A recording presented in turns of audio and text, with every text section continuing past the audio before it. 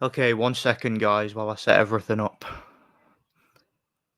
I was gonna wait until 8 o'clock to start this, but I thought, you know what, I can't be bothered. I'll just start now. So I'm kind of setting the whole thing up while I'm already live. 1 second.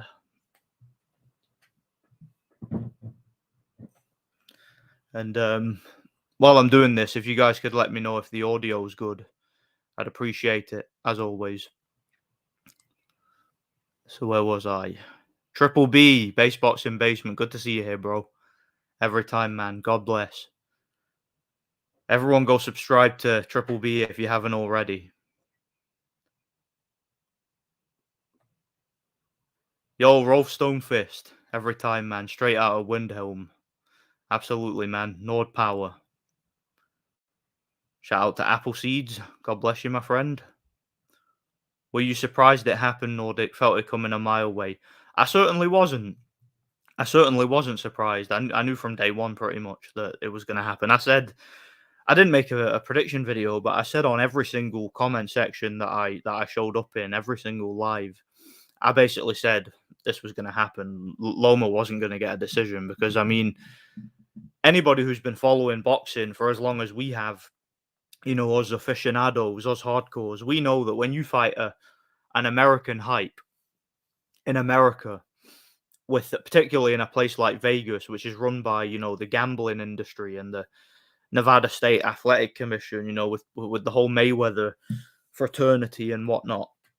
When you fight a guy there that's part of the whole fraternity, you're not going to get a win if it's close, right? We saw that with Andre Ward and Kovalev. We saw it with Triple G and Canelo.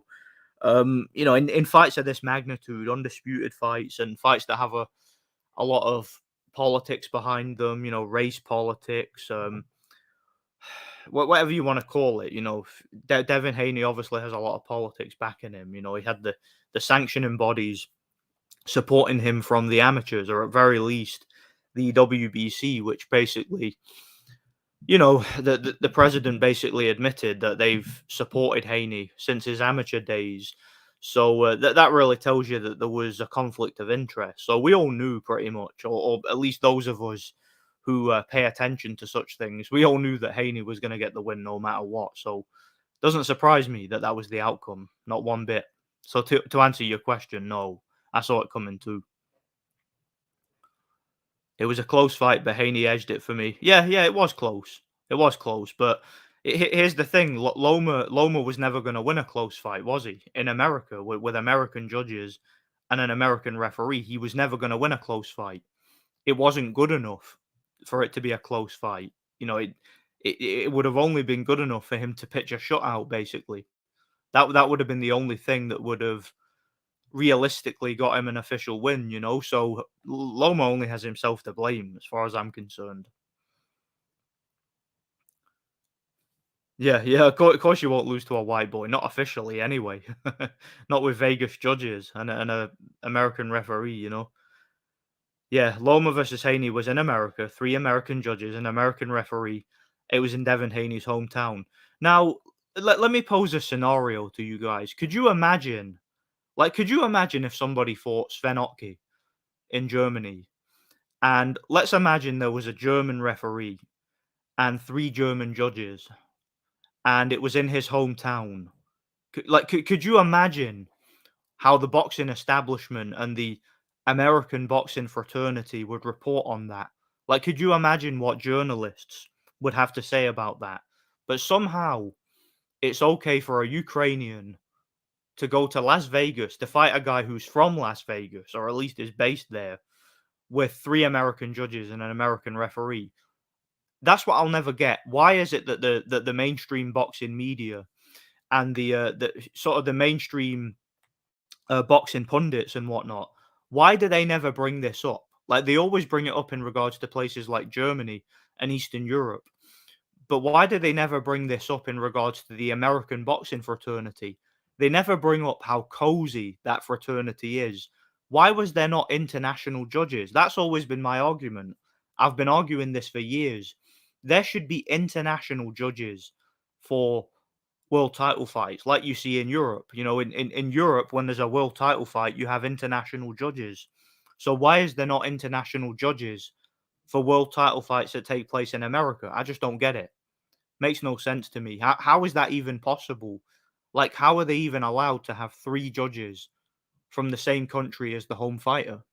Like, to me, it just reeks of corruption. It doesn't make sense. Shout out to Brandon Blanco. Good to see you here, brother. God bless you too, man. Yeah, yeah. Later gets beat by a white man. That's what usually happens when they make statements like that. Yeah. Had it 8-4 Loma, could see 7-5. Never a Haney win. Yeah, yeah, yeah. Definitely. That's pretty much it. But like I was saying before, it being a close fight isn't good enough, right? Like Loma being the foreign fighter, traveling to Vegas to fight a Vegas-based fighter with three American judges and an American referee. Nothing short of a shutout or a knockout was going to count. And Lomachenko and his team, they should have been prepared for that. They should have known better, as far as I'm concerned. I know they weren't really in a position to compromise, but at very least they could have come up with a game plan that involves more pressure, more aggression, and more power. Because that's pretty much his only chance of winning. Surely he knew he wasn't getting a decision. Shout out to Joker, by the way. God bless you, bro. I remember Anthony from Thunderdome talked about in boxing, there's a boxing welfare system where American fighters are given affirmative action. Guys like Tank Haney, etc. Yeah, exactly. That's exactly what it is. It's affirmative action for American-based fighters who have the money behind them and who have sort of the whole American fraternity looking out for them. All you got to do is look at the commentators. The commentators are definitely trying to paint a narrative. That's exactly what Max Kellerman was talking about when he brings up the whole story of the fight. The story of the fight is not necessarily what happens in the fight. It's what the commentators want you to take from it. And what they want you to take from it is Loma put up a valiant effort, but wasn't enough to defeat the great Devin Haney, who's the future of the sport. That's the story of the fight. And that's how it will be remembered in years to come, sadly. You know? We all knew Loma wasn't going to get the nod. I almost shut my stream off before the decision. Yeah, yeah. Well, that exactly. We all knew this. We all knew this. Those of us in the know who actually paid attention and who weren't deluding ourselves, we knew that from day one. I guess the woke card trumps the Ukraine care here in the States. Yeah, the Ukraine thing has become old news. For a couple years or for about a year there, Ukraine was the latest thing, but now that's kind of died down a bit, and we're back to LGBT, BLM, and all that other filth.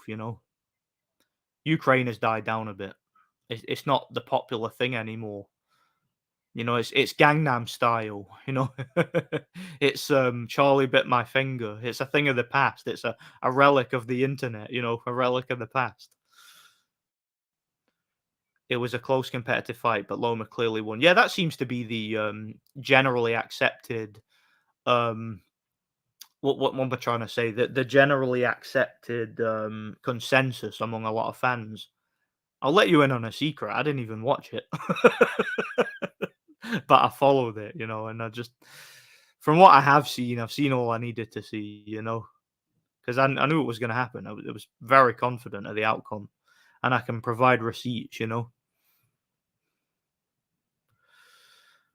Should have been one American, one Ukrainian, a neutral country, like a judge from Switzerland. Exactly, exactly. That's what I've been saying for years. Neutral judges, or like you say, have a guy from one guy's country, a guy from the other guy's country, then a neutral official from neither guy's country. That's how they should do it. That's how they do it in Europe. When you get a world title fight in Europe, the sanctioning body will actually appoint neutral officials from unaffiliated parts of the world. Like I keep bringing up Germany because that's a prime example.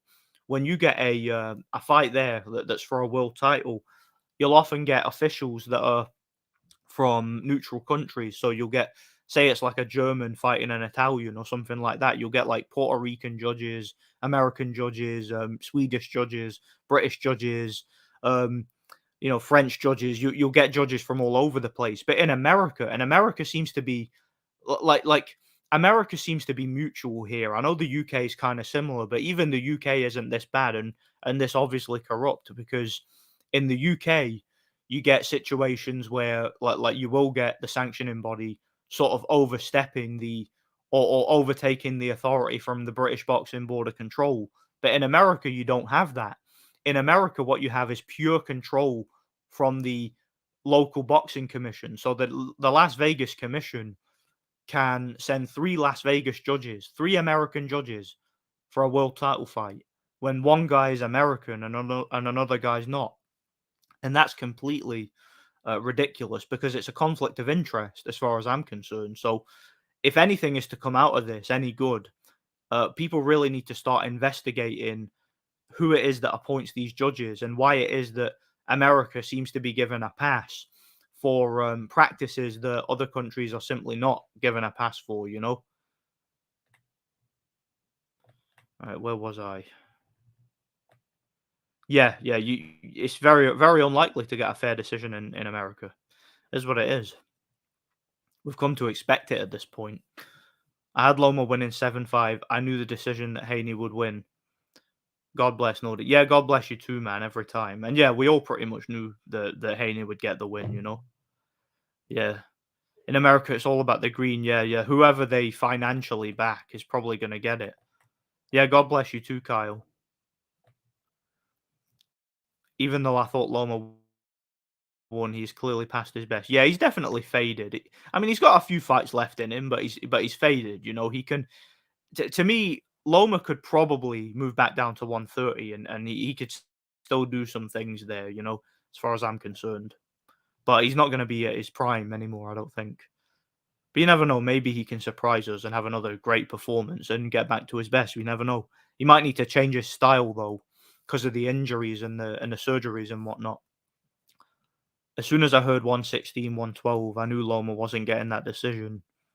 I think he tried to pressure Haney more, but Haney's body shot slowed him down a bit, as well as some low blows. Yeah, that's one of Loma's flaws. Actually, is he doesn't really avoid body shots. He takes them too much, and it's difficult to avoid body shots. But it's definitely something that I think. Yeah, I think Loma just never really learned how to do it. I think in his amateur days, he probably didn't have many people targeting the body, so it's not something he really developed. And being fast tracked as a pro, he probably just never felt the need to change what he was doing as much, to where he would learn to avoid body shots. So it's definitely a flaw that Haney was able to exploit. But Loma, like I said, Loma's still got a few good fights left in him, and we'll see what he does if he decides to continue. Yeah, how's it going, man? God bless you. Yeah, yeah, Loma shouldn't have taken the foot off the gas. He should have pushed for a stoppage because a stoppage or a dominant performance was all that was going to get him the official win. Yep, huge robbery. Is this an open panel stream? Yeah, I'm going to drop the link for anybody who wants to join. Let me know like if any of you want to join, I'll drop the link. Yeah, yeah, yeah. Look, like I've been saying for the longest time, Eastern Europeans, they've got to learn, man. I know there's a lot of money in America, and I know that they can obviously get paid very well by coming over and fighting one of these media hypes, but something's got to give.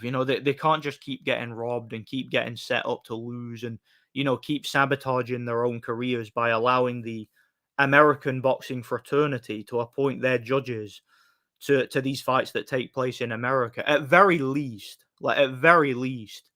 the Eastern Europeans should lobby for international judges. That's what I've been saying for years. None of this three judges from Las Vegas and one fighter from Las Vegas and another guy from Ukraine. Like there shouldn't be any of that in boxing, right? All over the world, in every other country, when you have world title fights, you have international judges appointed by the sanctioning body. It's only America, for some reason, where that doesn't happen. And as far as I'm concerned, it's a conflict of interest. It's actually scandalous, if truth be told. Devin Haney is so ugly. He looks like one of the natives from Tintin in the Congo. Yeah, yeah, I know what you mean.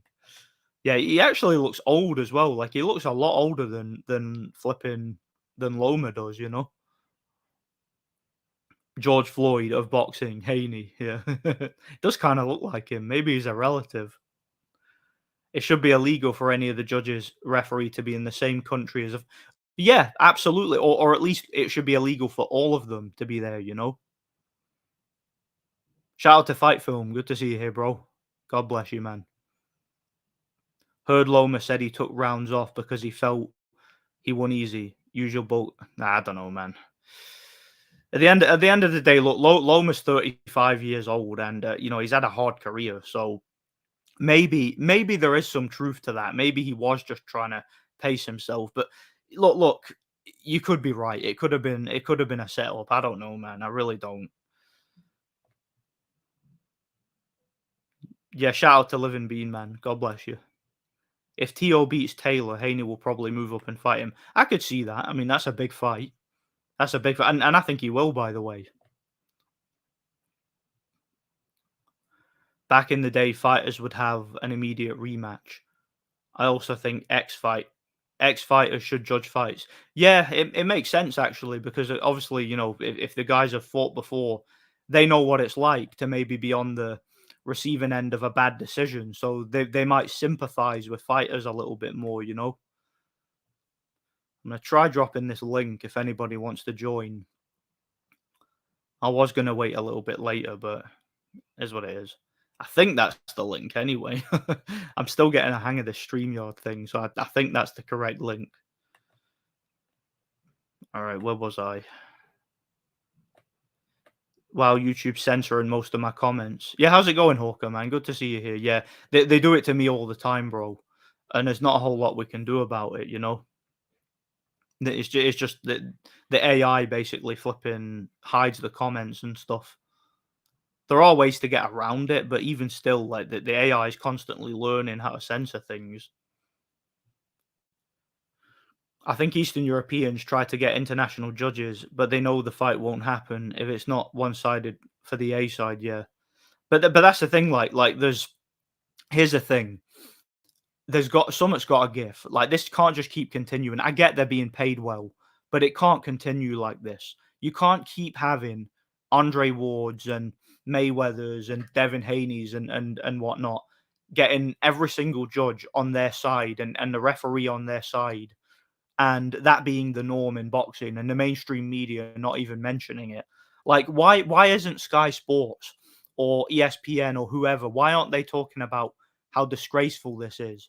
That we've got three judges with a conflict of interest and a referee with a conflict of interest. If it were in Germany, we'd be hearing about it non-stop, wouldn't we? Let's be honest. So why aren't we hearing about it with America? Yeah, if they rigged the presidential election, they can rig boxing. Haney looked so shocked when he got the yeah, yeah, exactly, just like Andre Ward did when he fought Kovalev. They gave him the decision, and he was looking sorry for himself, and then he was like, "Oh, that was a piece of cake, excellent." Like, I knew I won that fight, like, "Yeah, sure you did." Yeah, yeah, they don't even need to hide it anymore, man. Imagine Andre Ward as a judge. Well, we've seen him as a commentator, and he's bad enough at that, so pretty much, yeah. I could imagine what he'd be like as a judge. He'd just give any dirty American fighter the decision based on a couple of low blows, maybe. That would be his scoring criteria. He landed more headbutts and low blows, so there you go.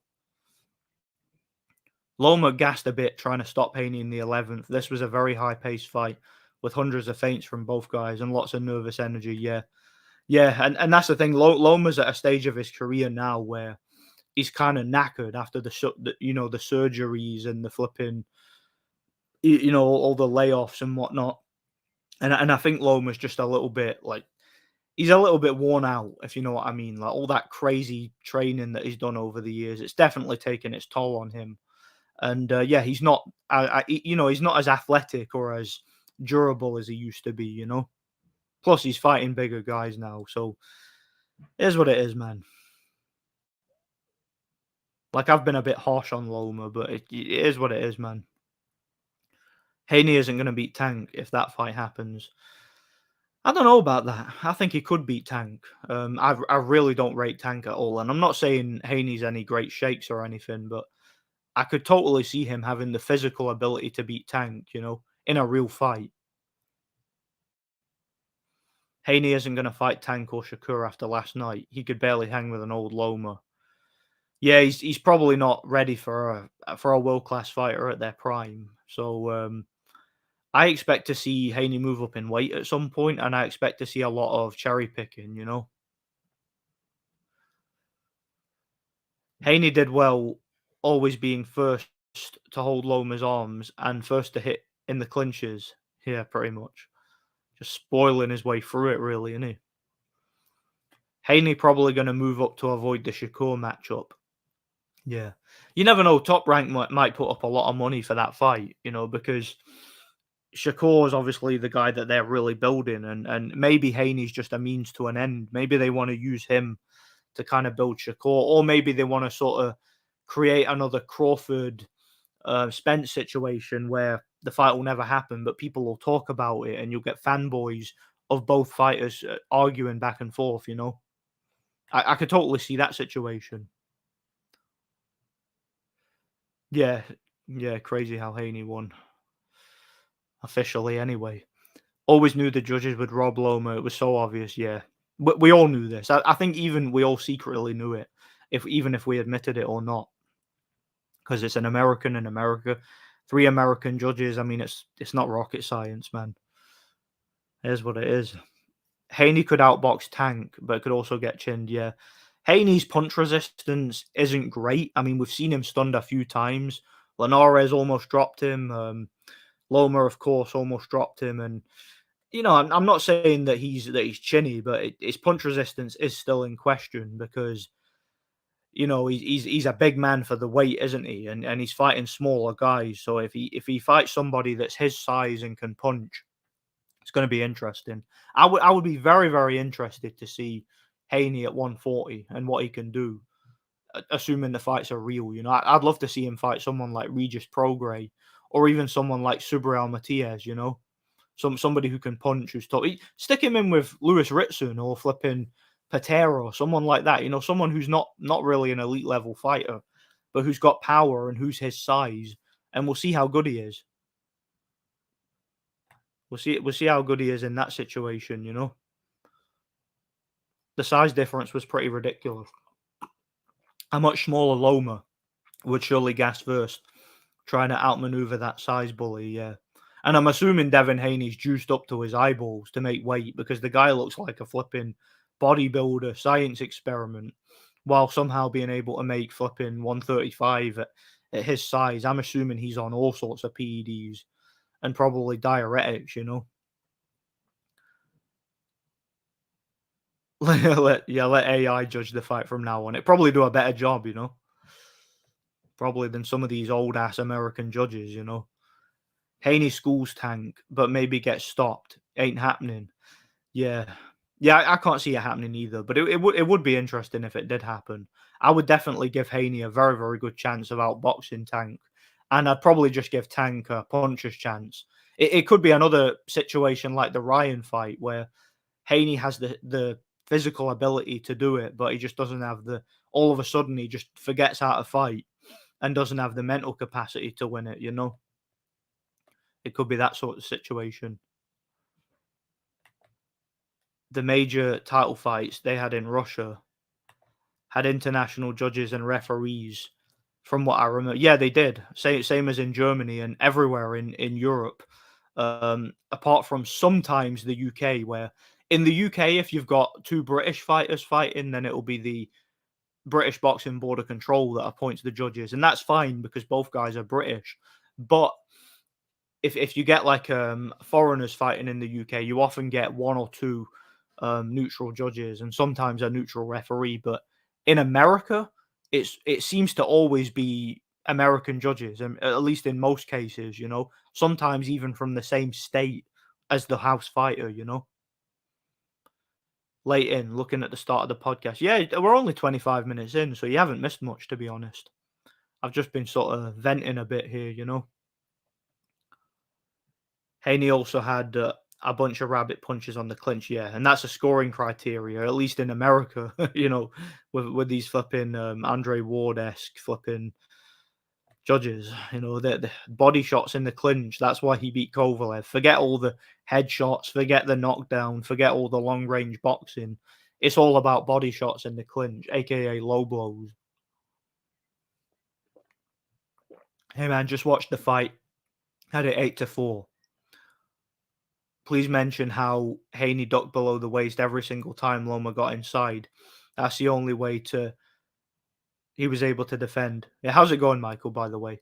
But yeah, I mean that's been Haney's whole career. Holding, ducking below the waist, rabbit punching, low blows, just spoiling and fouling his way to a win.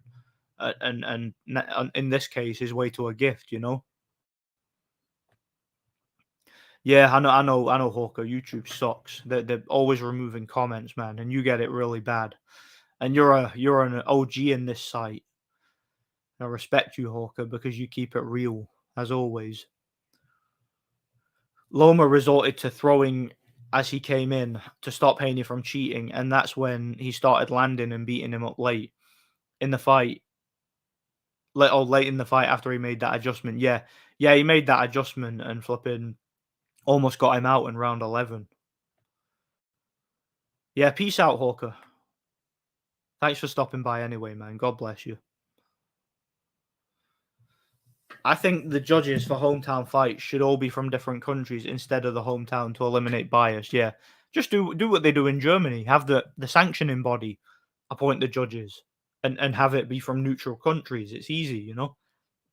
Boxing has been doing that for decades in every country but America. You know.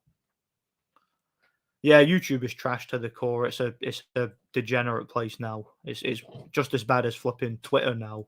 You know. I'm convinced that Tio will beat Taylor, whether he deserves the win or not. Probably. I've got no confidence in Taylor to win that fight. No confidence whatsoever. People are saying that he looks great in training, this, that, and the other. I've heard some things. I don't think he's winning that fight, and I don't think he's well prepared for it. Put it that way.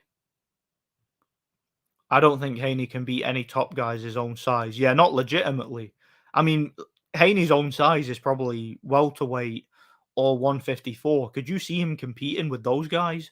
Could you see him competing with Crawford or Spence or guys like Erislandy Lara and flipping whoever's at one who's a champion at 154 now? Charlos, someone like that. Could you see him competing with those guys? I couldn't. I dropped the link, by the way, in the chat if anybody wants to join. Just letting you know in case you didn't see it. AI that scores fights. FYI had Loma outlanding Tiafimo by 80 punches and 40 power punches. Well, yeah, you can't have the AI score the fights then because then the right guy would win. And the American fraternity don't want that, you know. They certainly don't. They robbed the man of his legacy, yeah. Yeah, they did. Should have been the undisputed champion twice now, pretty much, but it is what it is, man. It is what it is. I liked how Haney tried to grab Loma and Loma just threw him. Yeah, Loma has a background in like was it sambo wrestling back in Ukraine or something like that, you know. So he knows how to clinch a bit, you know, if he needs to, and he knows how to get out of one. He's actually quite slick there.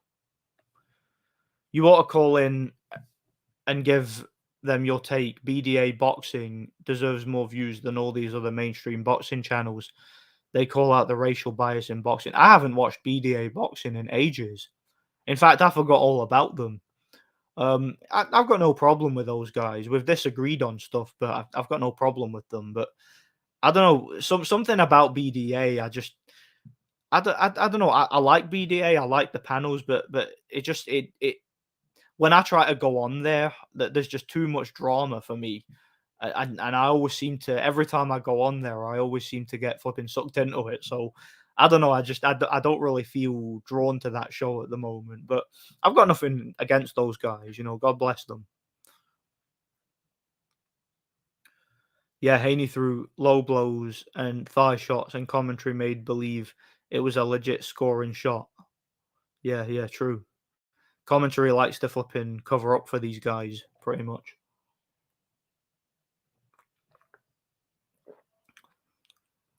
Anyone that gave Haney more than 5 rounds, even being generous, is a racist piece of shite with an agenda. Yeah, I hard to argue with that. I mean, what rounds would you have given Haney and why? What because of body punches? Well, you score the head punches over the body punches, right? So, I mean, I can't think of any scoring criteria why he wins. Haney's absence of power is an embarrassment to him as an athlete, and his coach's understanding of technique. Do you know, he kind of reminds me of Timothy Bradley in that way. You know, he's a cut up, muscular guy, but he doesn't really seem to know how to properly turn over a punch. And there's a lot of guys like that. It's like they've got excess muscle and they look like a bodybuilder, but they can't punch. Whereas you could get a fat guy, so somebody like Butterbean or someone, and they know how to punch. It happens in boxing. It's just about technique and body mechanics. And of course, fitness. You got to be able to punch for 12 rounds at the highest level. One of the judges gave Haney round 10, which is one of the most dominant rounds for Loma. That's when you know something's wrong with the judges. Well, that reminds me of it reminds me of the 10th round of the Andre Ward Kovalev fight. Kovalev dominated that entire round, and I think all three judges gave it to Ward. So that tells you what we're dealing with in terms of these Vegas judges and the American fraternity, doesn't it? They almost robbed Taylor versus Ramirez despite him dominating. Yeah, I watched that fight again. I had that 10 rounds to 2 for Taylor. Don't even think it was competitive. And even in the rounds that Ramirez won were just Taylor taking his foot off the gas. But he dominated that fight as far as I'm concerned, and scored 2 knockdowns. And without those 2 knockdowns, he wouldn't have won it. So yeah, Top Rank. I don't think they have any investment in Taylor. I think they're going to set him up to lose. Personally, I really do.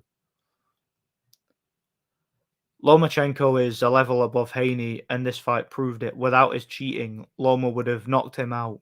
He got inside so easily. Yeah, if you take away the clinch from Haney, because that's a big part of his game, if you take that away from him, he's practically got nothing.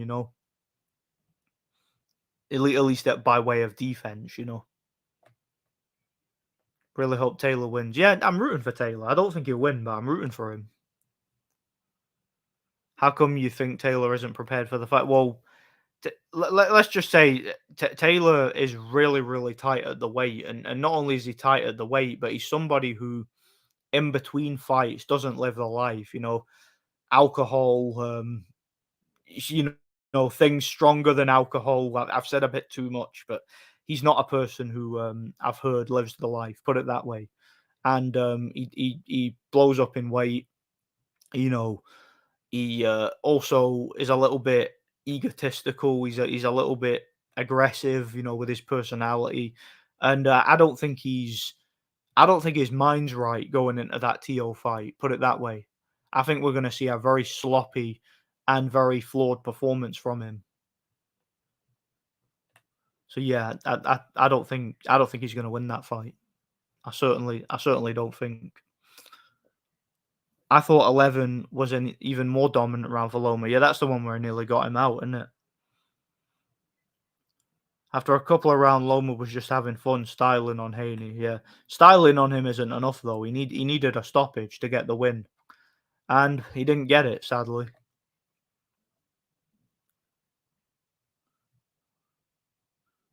I hope that monkey lips piece of shit Haney gets CTE. Take care. Yeah, I don't blame you for thinking that. I mean, he's a degenerate, isn't he? So I could care less, man.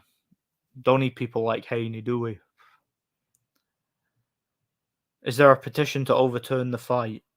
I feel so sad for Loma. The guy fought his heart out. Yeah, that won't go anywhere. That never happens. Petitions to overturn fights. That's just to sort of lobby for a rematch. There won't be any overturning of the decision. And there's been much worse decisions, hasn't there? So that won't happen. I don't think. Even if Loma had a 12th round identical to the 11th, they're still not getting the decision on the official cards. Yeah, he needed a knockout, mate. Needed a knockout. That was all that was going to get him the win last night, and it didn't happen. Haney is the next Floyd Mayweather. Yeah, exactly. That's how they've marketed Haney his whole career. They've marketed him as the next Mayweather. Or is this Johnny Boy? I'll see if this is him. Hey, what's up, Hey, how's brother? it going? How's it going, Johnny? Good to see you here, man. I'm fucking gutted. You know how big of a Loma fan I am, bro. So Yeah, I you feel you, know, man. I feel you. very similar to probably how you were with I don't know, Kovalev maybe back in the Yeah, day. Yeah. So we all know who won the fight last night. We all know who won that fucking fight. It was I was very clear that Lomachenko won. I had it 8-4. So yeah.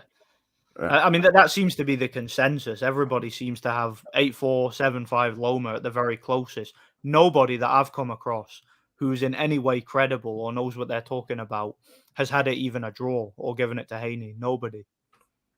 yeah, no, even fucking even Shakur Stevenson said he got fucking robbed, bro.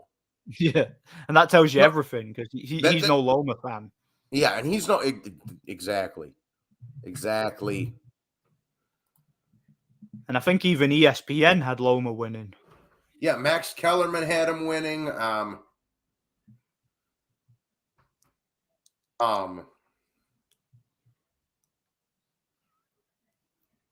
Is it Andre Ward you were thinking of? No, Mark Kriegel had Loma winning. There was a bunch of people that had De La Hoya had Loma winning. Shocking, man, isn't it? But do you know what the most shocking thing is? I wasn't surprised. Expected it. And that's the sad thing about it because we've literally come to expect every time you get a big fight like this in boxing, we've come to expect some kind of disappointment. Yeah. And that's the sad thing about it. Yeah.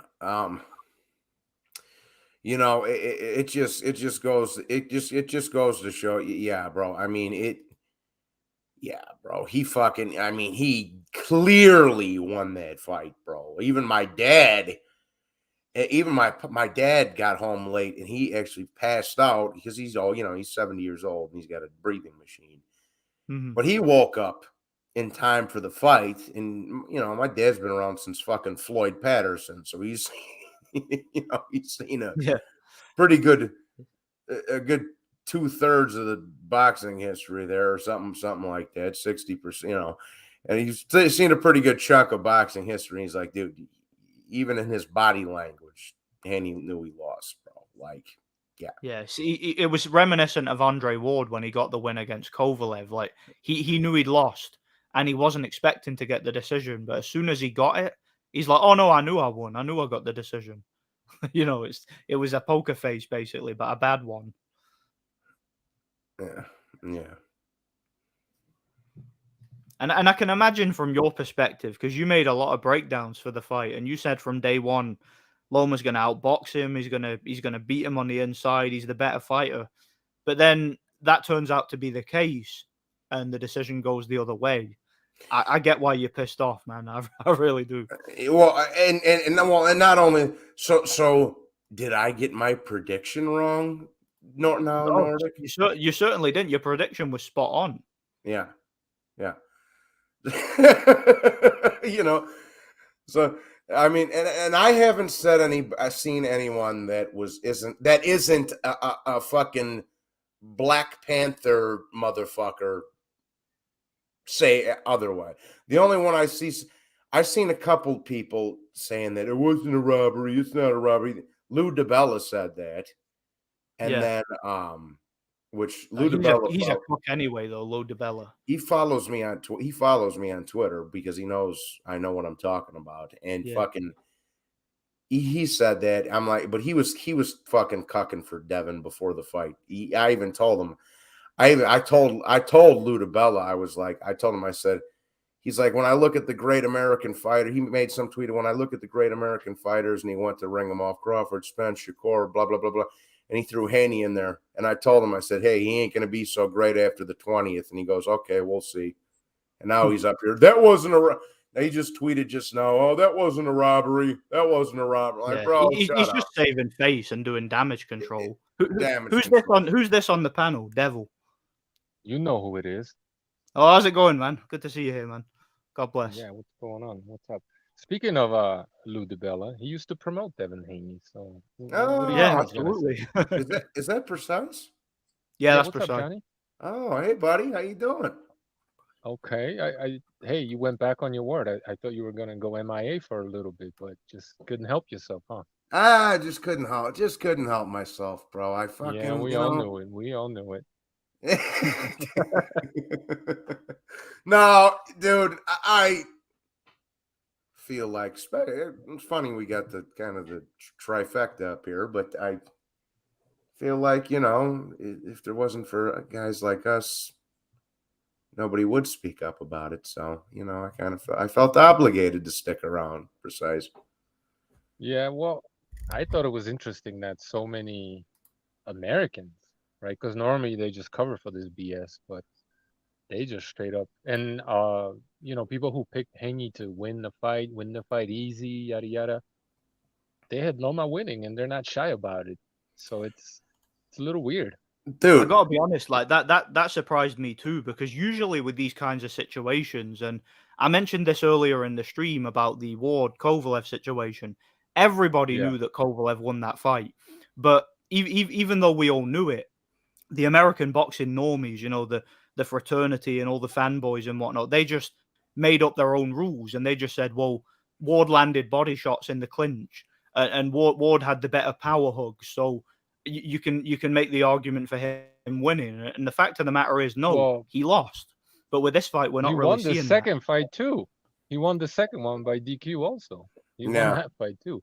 Wasn't it Tony Yeah, Weeks exactly. that yes, stopped? yes, it was Didn't Tony you Weeks. just didn't he just have I didn't watch it because I heard about it. I was like, fuck it, I'm not wasting time. But the Barroso versus wasn't it Tony Weeks too who had another terrible stoppage? He had It was. no, it was yeah, but Was it also in Bird? Romero and then Kovalev Ward 2, and then there was a third one, but I can't fucking put my finger on it.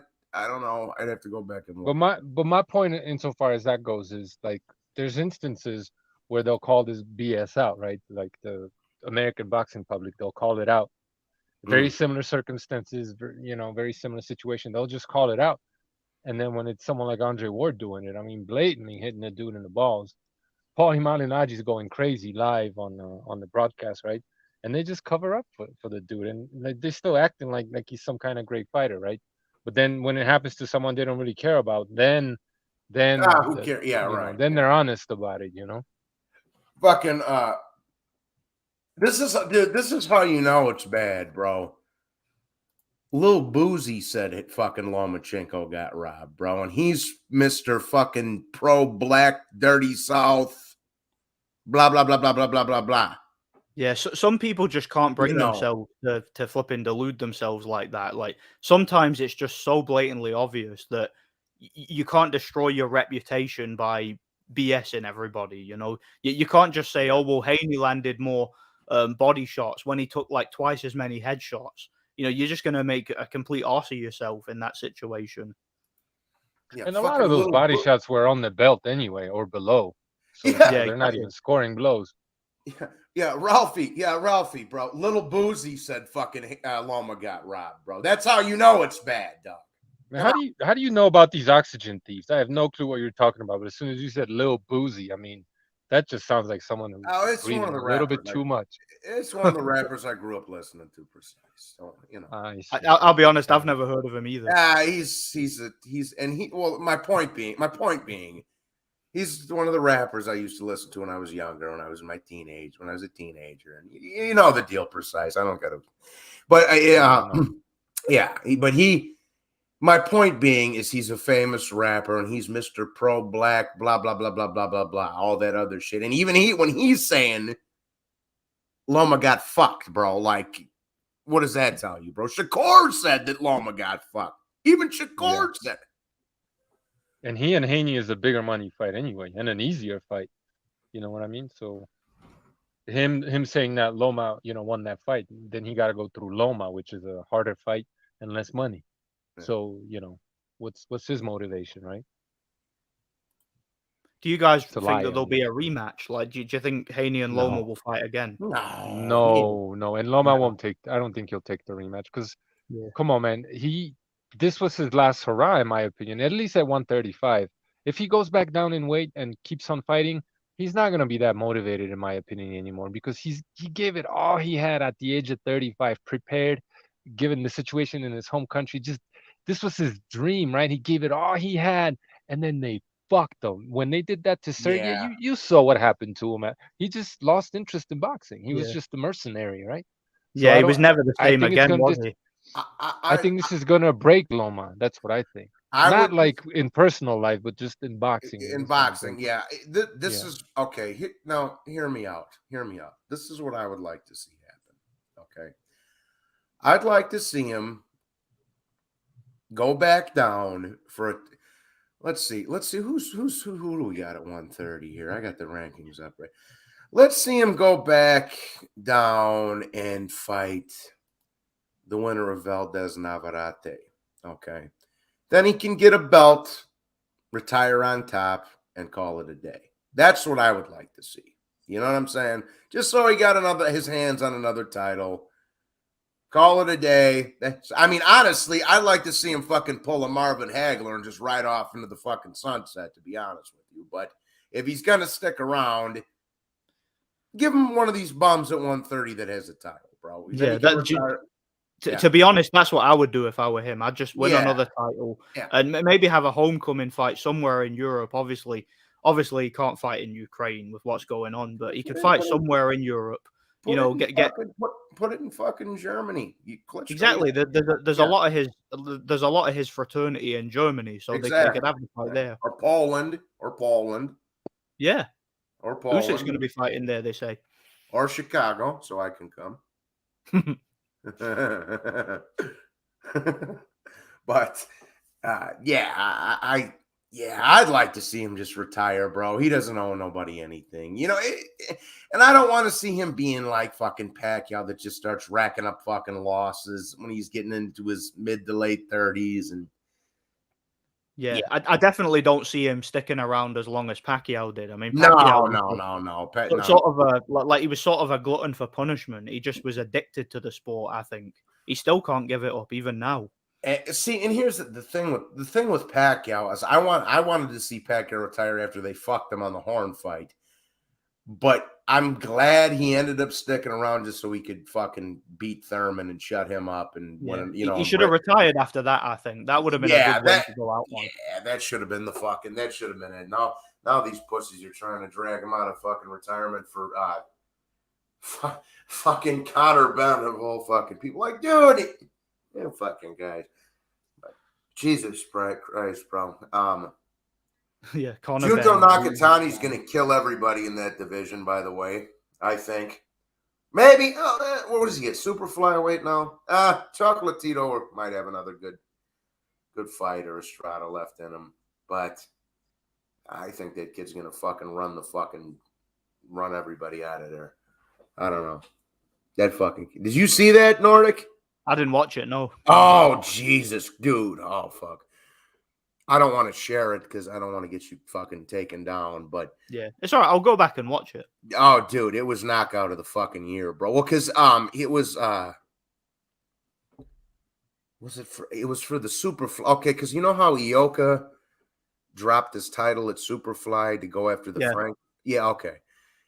It was for that title. It was a vacant Superfly title, and he fought Maloney, bro. And he fucking, dude, he almost killed him. Yeah, Maloney's pretty tough as well, isn't he?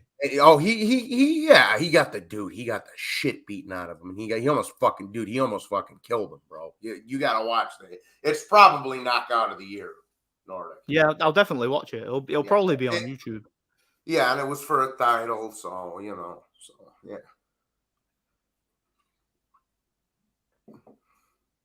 Yeah, 150 just said it in the chat. My little bro, 150. Big say so. He said he's probably going to go back to the Ukraine.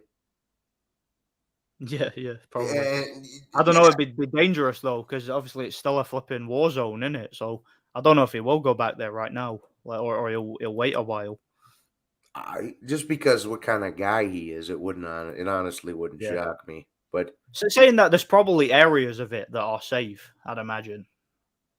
Yeah. Well, his hometown gets shelled once in a while, or gets bombed once in a while. Not too much, but there's reportedly rockets hitting Odessa, which is where he lives, I think. All So right. it's not exactly safe, Yeah, he's probably safer staying in the US for now. Then I guess that Yeah, it's sucks, man. right across the sea from Crimea. It's like right there. Yeah, And if they go after Crimea, which they may, there's going to be definitely some action in Odessa. yeah.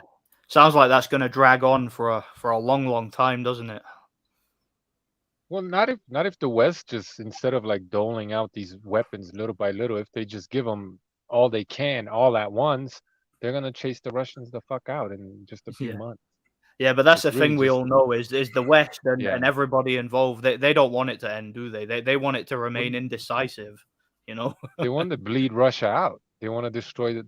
They want to knock Russia's teeth out so they can't be a player on the world scene anymore. And they're going to use the Ukrainians, to kill the Russians, and the Russians to kill the Ukrainians, so that just eliminate. In my opinion, just eliminate Russia, right? The world's quote unquote world's second best military. So they have to, spend 20 years trying to rebuild, and then U.S. can focus on China. That's Yeah. my opinion. Exactly, and the more flipping young white European men kill each other, the better, eh? Yeah, it's just so fucked up because like Ukrainians and Russians were essentially brothers before this whole thing, and a lot of Ukrainians were looking toward Russia, and they were pro-Russian. As soon as they got invaded, they were like, "Fuck you, No, we're not doing this." one big say so. I'm just saying he's probably, my point being is he's probably gonna have a fucking farewell fight, and that'll be it, bro, is what I mean. Yeah, Precise. I would agree with that. And the thing is as well, like if he's gonna have a farewell fight, like my point I made earlier, it's just a shame that he can't have a homecoming fight, because a lot of these fighters like to have their final fight at home, and it's just a shame that he's not going to be able to. Yeah, fucking Precise. Did you score it, or did you just hear? Did you? What did you say? Did I score the fight? Yeah. Yeah, I remember, from what I remember, I wasn't writing it down. I had it 4-4 after 8. Then I had Loma taking 3 and Haney the 12. So 7-5. A lot of the early rounds were close, but like the rounds that were decisive were all Loma's rounds. He had like 3 rounds that I thought were decisive, and then I was just kind of like splitting them. I didn't think Haney like won a single round where you could have been like, oh yeah, he for sure won that round, maybe one. Yeah, But I maybe thought one. Loma had 3 of those. So if you're, in my view, if you're being really generous to Haney, you could make it a draw, right? But why would you do that? Yes, I said the same. I said the same thing because I had it 8-4. I could see 7-5. If I was super generous to Haney, I could have it 6 apiece. But he definitely didn't win that fight, bro. I mean, there was an instance in the fight where he tied up Loma's arm and then just elbowed him right in the throat or the jaw, just blatantly. I mean, that's you do that to any one of these Amero bums, you immediately get 2 points taken away. Immediately. Yeah. You know what I mean? So this whole idea that even if you really scored it and you thought it was close, or maybe Haney nicked it, man, fuck all that. He should have been docked points for all kinds of shit. Like, this isn't just, you know what I mean? This isn't just like, oh, how did you score the rounds? Let's just ignore all the cheating that Haney did, and all the clinching and all the fouls and all the low blows and all the rabbit punches. Let's just ignore all that. And that, on top of that, right, give him the benefit of the doubt. It's like, come on, man. I would Precise. It's like I was wondering where you were. I'm like, when the fuck is Precise going to upload a Lomachenko Haney video? Because I hadn't seen you on in like 3 weeks or a month. I'm like, when the fuck is he going to? And then I saw it come out at the last minute. I'm like, oh, let me listen to what my boys got to say. And yeah, pretty much, bro. It just felt like they were gonna fuck him. Period. Yeah. It seemed like that from day one, that people were just going to ignore the fouls and they were going to excuse it and say, well, it's part of boxing, and if the referees don't say anything about it, it doesn't count, because that's kind of how they coped with the Ward situation. They basically just wrote it off as, oh, these are just veteran tactics. These are things that fighters do if they're able to get away with it. But the fact of the matter is they shouldn't be getting away with it, and they wouldn't be if it was somebody fighting them using those tactics, like you were saying.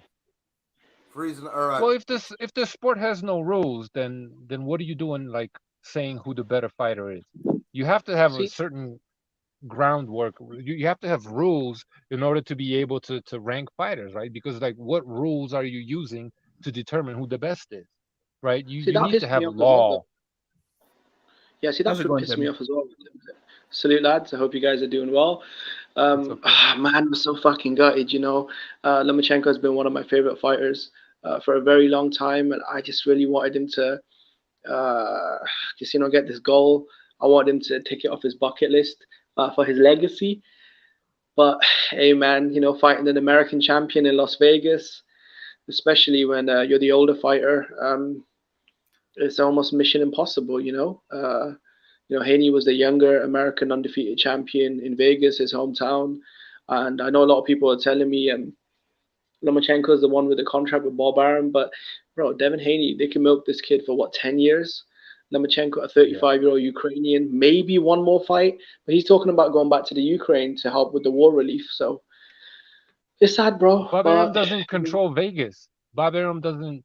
He's not the king of Vegas. Like, I just hate these like really reductionist takes. Really, they just simplify. Like they make Bob Arum seem like God. What the fuck, man? The man can barely walk and talk, and Top Rank doesn't run boxing. We've seen Top Rank fighters in many instances get robbed, and maybe Bob Arum had something to do with it in some instances, but he's not all powerful. His fighters will get. If you go into the Lions Den, Vegas, where Devin Haney, he's not going to fight you outside of Vegas, right? Because he has managers, he knows how to promote himself and all this stuff, right? He's not going to fight you outside of Vegas. It doesn't matter who you put in the ring with him, what promoter, whatever. Devin Haney has Vegas behind him. The fight is in Vegas. The judges are Vegas judges. What the fuck could Bob Arum have done? What could he have done? I just don't understand. Like it's more the commission who appoints the Right, judges of more so course. than the promoters, The establishment, the American boxing. When Mayweather fought, like Vegas would bank, I don't know, like $100 million, right?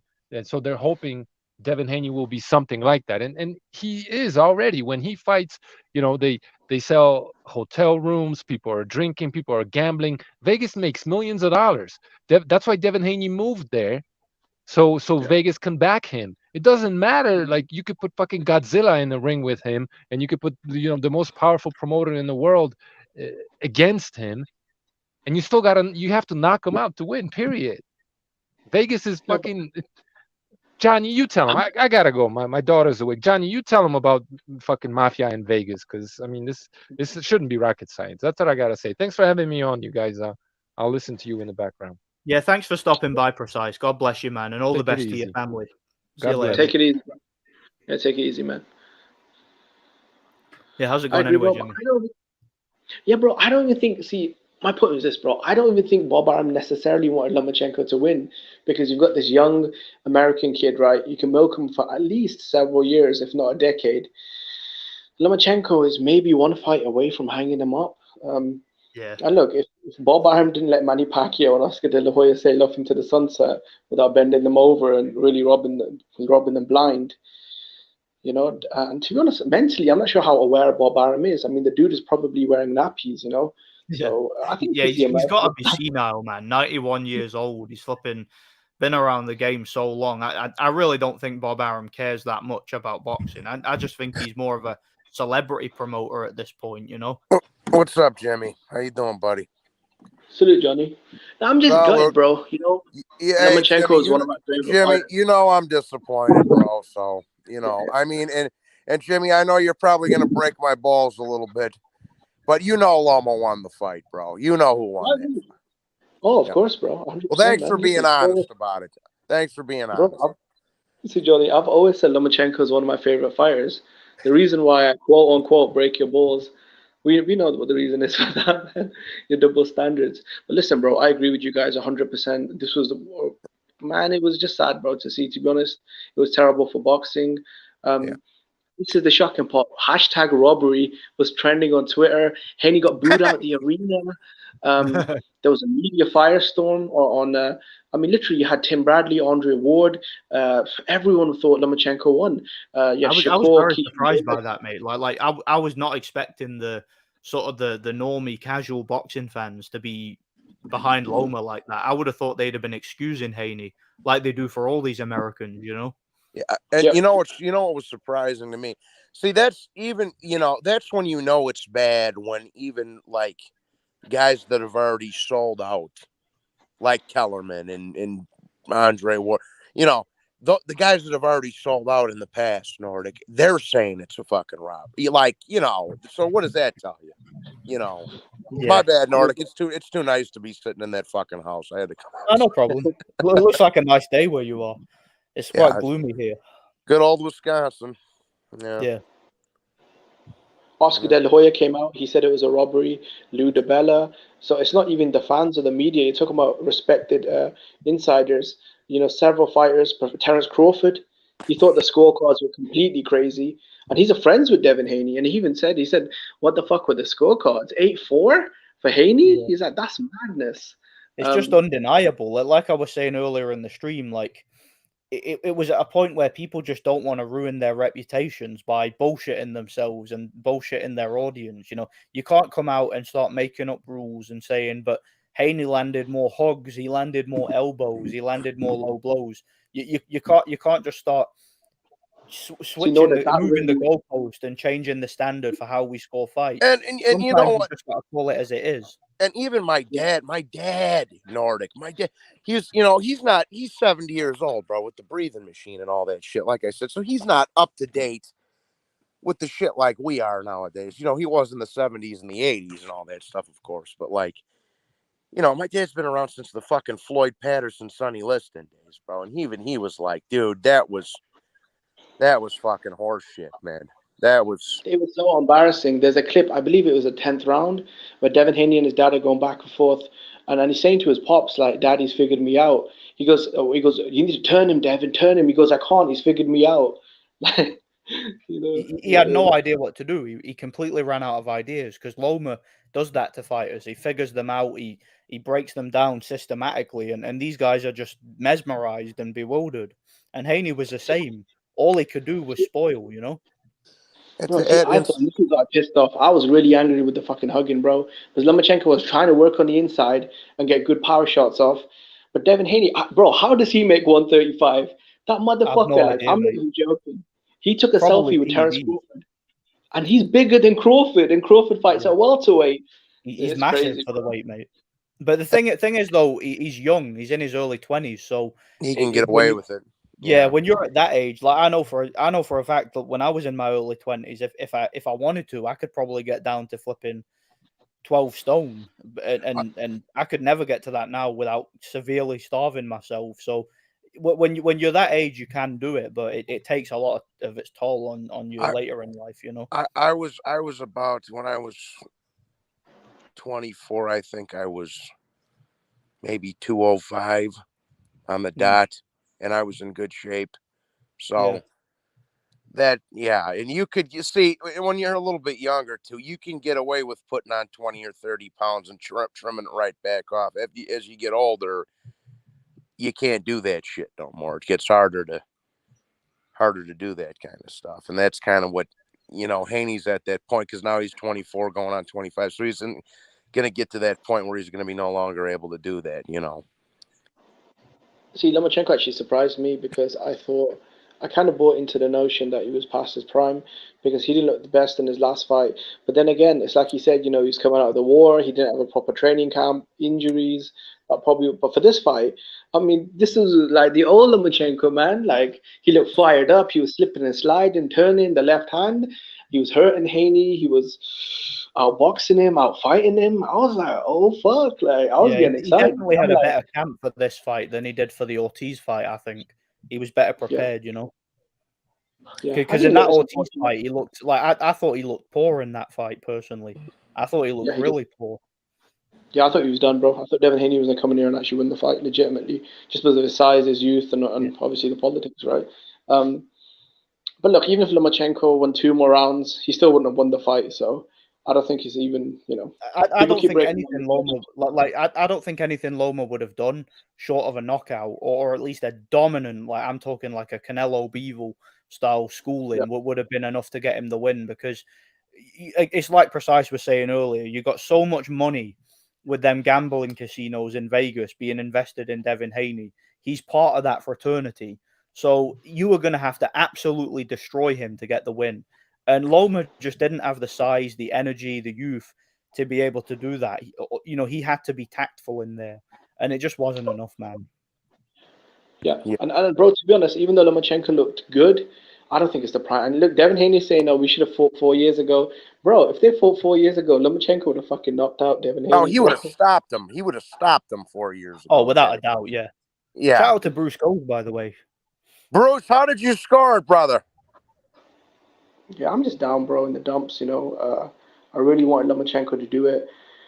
I don't know where he goes from here, to be honest. And I know a lot of people are saying he should keep fighting at 35 years old. No, With I the- think, with the- Jimmy, I don't know if you were up here. I just said before you jump, I don't know if you just jumped on or yeah, I just whatever. got him. I'd like to see him just have a farewell fight. Maybe have one more crack at a belt at 130 and then have a little farewell fight and call it a day. That's it. One more. Precise is right too here. Experience beat youth and size. That's 'Cause right, the thing. brother. Haney had all the physical advantages: youth, size. He's at home. He's got the longer reach. Everything's in his favor. But the And more experienced, technically proficient fighter beat him. well, and you know what? And going in, and Jimmy can attest to this because we've been on 100 panels together. But what did Bruce say? Pull that back up, Nordic. I want to see what Bruce. Sorry, my No, thing's you're good. lagging. I I had love. Loma a draw, but would have been Well, fair too. I could. That's again. If you were real generous to Haney, I could understand a draw. But no, he didn't win that fight, bro. No. But Jimmy can attest to this, bro. And I said this going into the fight. I'm like, dude, you guys are putting too much emphasis onto the size advantage shit. Yes, Haney's a weight bully. He's a big kid, but it's nothing Lomachenko hasn't dealt with before, bro. I kept, Jimmy, did I not keep saying that on every panel you heard me on? Yeah, you mentioned it a couple of times. Yeah, okay. Lomachenko, All right. Yeah. Every time it got brought up, I'm like, dude, this isn't something he hasn't seen before. The size advantage ain't what you guys are making it to be. It's not something he hasn't seen before. And I said, yeah. So, yeah, Loma spent the last, I'd say, 4 years fighting bigger guys. Linares, Campbell, Pedraza, Nakatani, Kome, obviously Haney. He's a smaller fighter, like Yeah, he's a 90% of small the fight. lightweight. Like I've been saying for years, like Loma's best weight for me was 130. At featherweight he was a little bit tight, but 130 super featherweight, like 130 suits Loma. Like super featherweight was a perfect division for him, And I think if he'd have stayed there and gone on an undisputed run, providing the other champions agreed to fight him, I don't see anybody in that division beating him or even coming close. Yeah, the only reason he moved up was because he was having a lot of trouble unifying. Do you remember Tank Davis didn't want to fight him? Yeah. He was just having trouble. And it's like, for me, like, and I was trying not to be, like a downer, but I just kept thinking, 35-year-old Ukrainian going to America to fight an American champion. Kind of know how the story ends, Yeah. We all kind of had that like in the back of our minds, and that's the thing. Look, hopefully this actually ignites some sort of discussion in the boxing community about international judges for fights. It has to, surely, because this can't keep going on. Yeah, I mean, and this is, we saw it with, again, in this last era of boxing, we'll say the last 15 years or so, right? We saw it with Chocolatito getting robbed. Again, it's Mexicans too. It's not just Americans. We saw it with Chocolatito. We saw it with Kovalev. We saw it with Triple G. We saw it with Pacquiao. And we saw it with Lomachenko. These dudes are legit. People will say Triple G's resume ain't shit, but that dude was a fucking serial killer in his prime. But for the most part, those dudes are legit ATGs, bro. All of them. And they got, most of them got robbed of the biggest win of their career or the second biggest win of their career. Most of them all got fucked up, you know. Yeah, it sucks, man. Like, that's the thing, because we would be looking at guys like Triple G and Kovalev very different if they'd have gotten those wins. But it's like I keep saying, if you're gonna keep chasing fame and fighting in America for more money, you know, you're sacrificing a potential legacy that you could have in the long run for a quick payday, you know, and something's got to be done about it. Or at very least, these fighters have got to say, listen, I'll fight in America, but we're going to have a couple of judges from neutral countries, you know? Yeah. Or better yet, and I don't mean to keep saying Chicago, put it in more of a neutral city. Yeah, don't have it in Vegas with all the casinos and that. Right. You know? I mean, in New York, I mean, you know, I'm not crazy about New York either, but like, it's better than Vegas, bro. It's better than Vegas. Texas ain't no much better. They rob everybody that's not a Mexican in Texas, so that ain't much better either. Yeah, Texas is horrible with decisions. Yeah. Horrible. Yeah, Texas, no Vegas. Put that motherfucker in a city up in northern, I don't mean North America, but northern America, you know. I mean, you got New York, you got Los Angeles. I mean, there's a lot of, you know, cities. You could put them in Boston and Philadelphia and Chicago. Like, it's not like it's just. Yeah. Johnny, they're not really economical, strong markets, though, are they? I understand. I'm just saying for the point, if you wanted to make it more of a neutral ground, bro. That's all I was saying. No, I've often said, bro, I've seen brothels with more class than boxing, so I don't think that's ever going to happen, bro. So just to touch on what Nordic was saying, it's difficult, bro, for a lot of these sort of Eastern European guys, because so many of the promoters and a lot of the champions are not really in the Eastern Bloc, so they kind of do have to go abroad to fight these dudes, man. And you know, these dudes won't ever go to Russia or stuff, so it's tough, man. I you know, and that's what made me so happy that Inoue's making Fulton go to Japan, bro. That's what makes me happy about it. Because you see, Inoue is doing something there that not many Asian fighters do. Is he's staying at home and building his brand with his own people, you know? And rightfully so, bro. How long have we been coming over here now? I got the, you know, I got the name. I'm a pound for pounder. You can come over here if you want to fight. We've been going over there for decades. No, see, I've seen a lot of hate for, why does Fulton have to go to Japan? Because, bro, I knew he's a rock star in Japan. He sells out stadiums. He's got, you know, TV deals, you know, and sponsors or whatever. That's why. He's Fulton's a living anime character. Yeah. I mean, he's got the entire, bro, he's probably got the Japanese market on lock. Murata's retired. Ioka's on his way out. The entire Japanese sports market is right there for Inoue, you know? And plus, if he loses, he's going to have to cut his own heart out. Oh, definitely with the Yakuza, man. You know what I mean? Like, Yakuza are going to take 2 fingers from him if he loses. So the way of the samurai, right? Yeah. Yeah, exactly. And that makes me a little bit.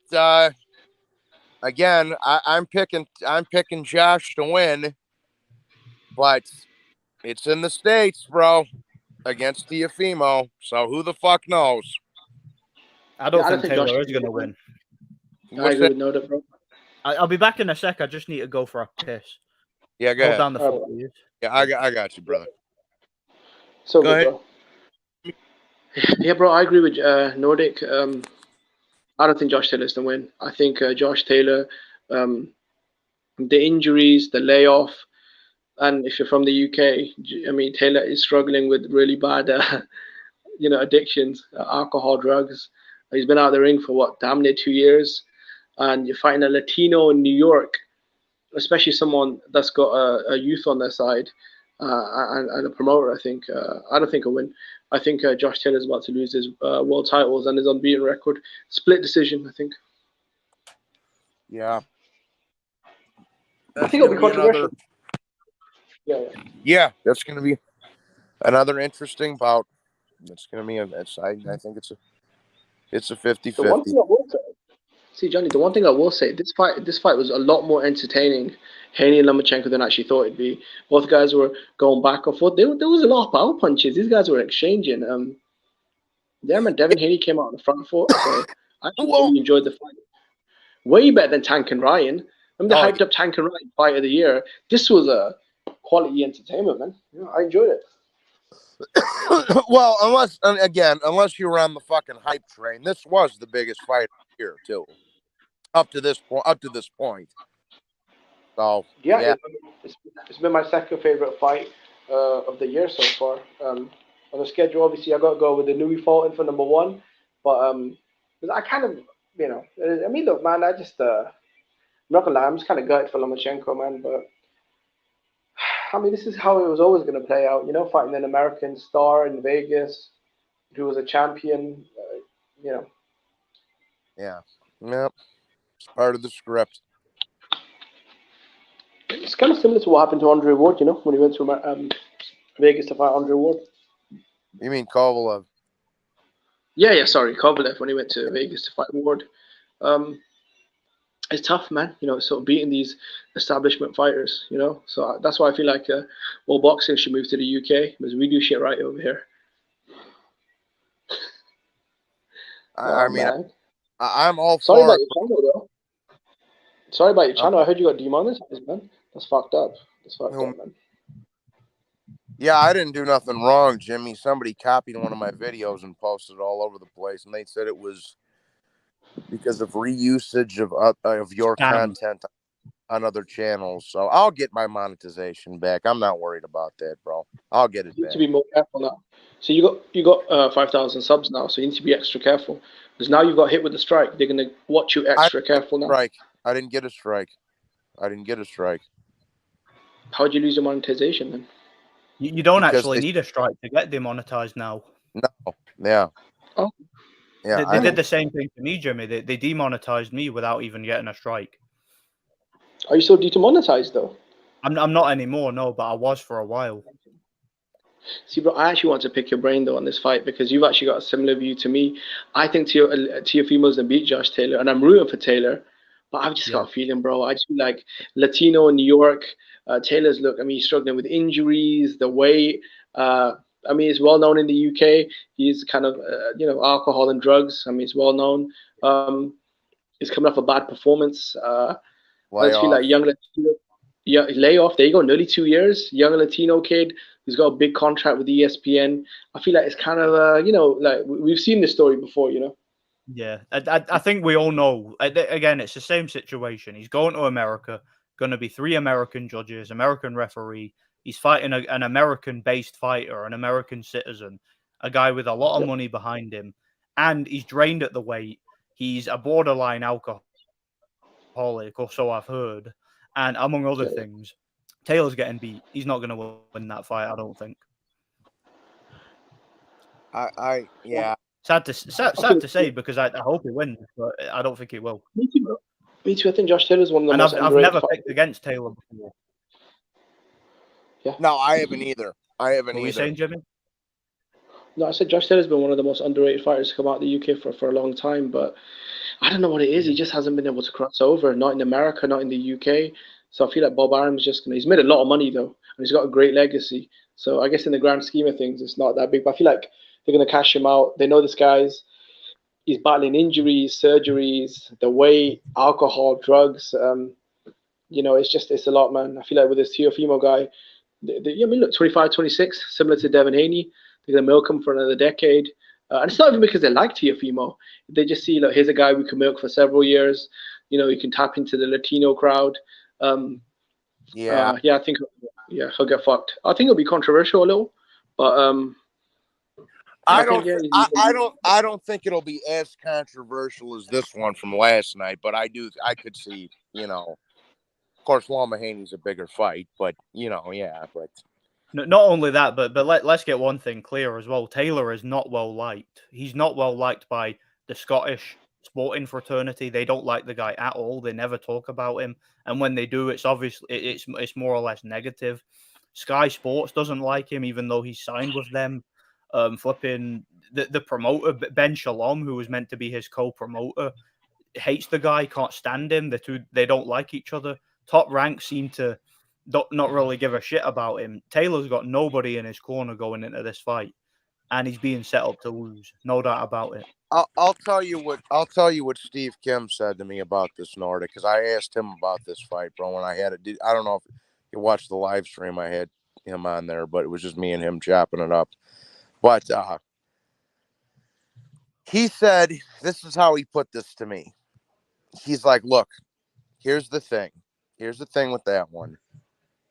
Taylor and Teofimo are both headaches. They're looking to get rid of one of those headaches. That's what he said. So we'll see.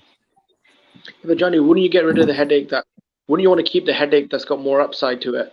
Young guy, you could drag his career out for another several years. I know, I understand that, but I'm just saying, like, regardless, even if Teofimo wins good, they got their little Latino American money, etc., so forth. And if Taylor wins, they get rid of the fucking mouth of the South that, you know, won't shut the fuck up about what a piece of shit Bob Arum and Top Rank and everybody else that made his career are. So one way or another, they're getting rid of a migraine, bro. That's kind of like, that's what I'm saying. Like, now which headache they prefer to have, who knows? But probably Teofimo. But you know, that's just the way he described it to me. So I'm just relaying the message here, Jimmy. I'm not saying.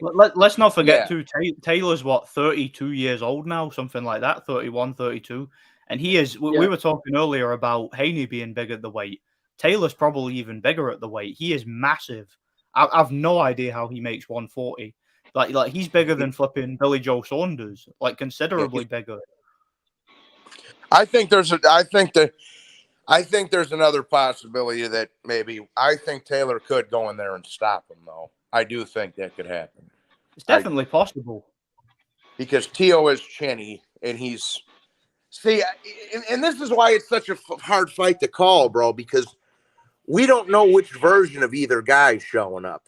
Neither one of them are well-liked as far as the political side of things go. And you know, and Teo's been active again, but he's looked fucking horrible, and he's mentally broken. He's talking shit, all kinds of crazy shit about ESPN and Bob Arum, and again, and last time that happened, he went over and got his ass whipped by Cambosa. So that's one of them.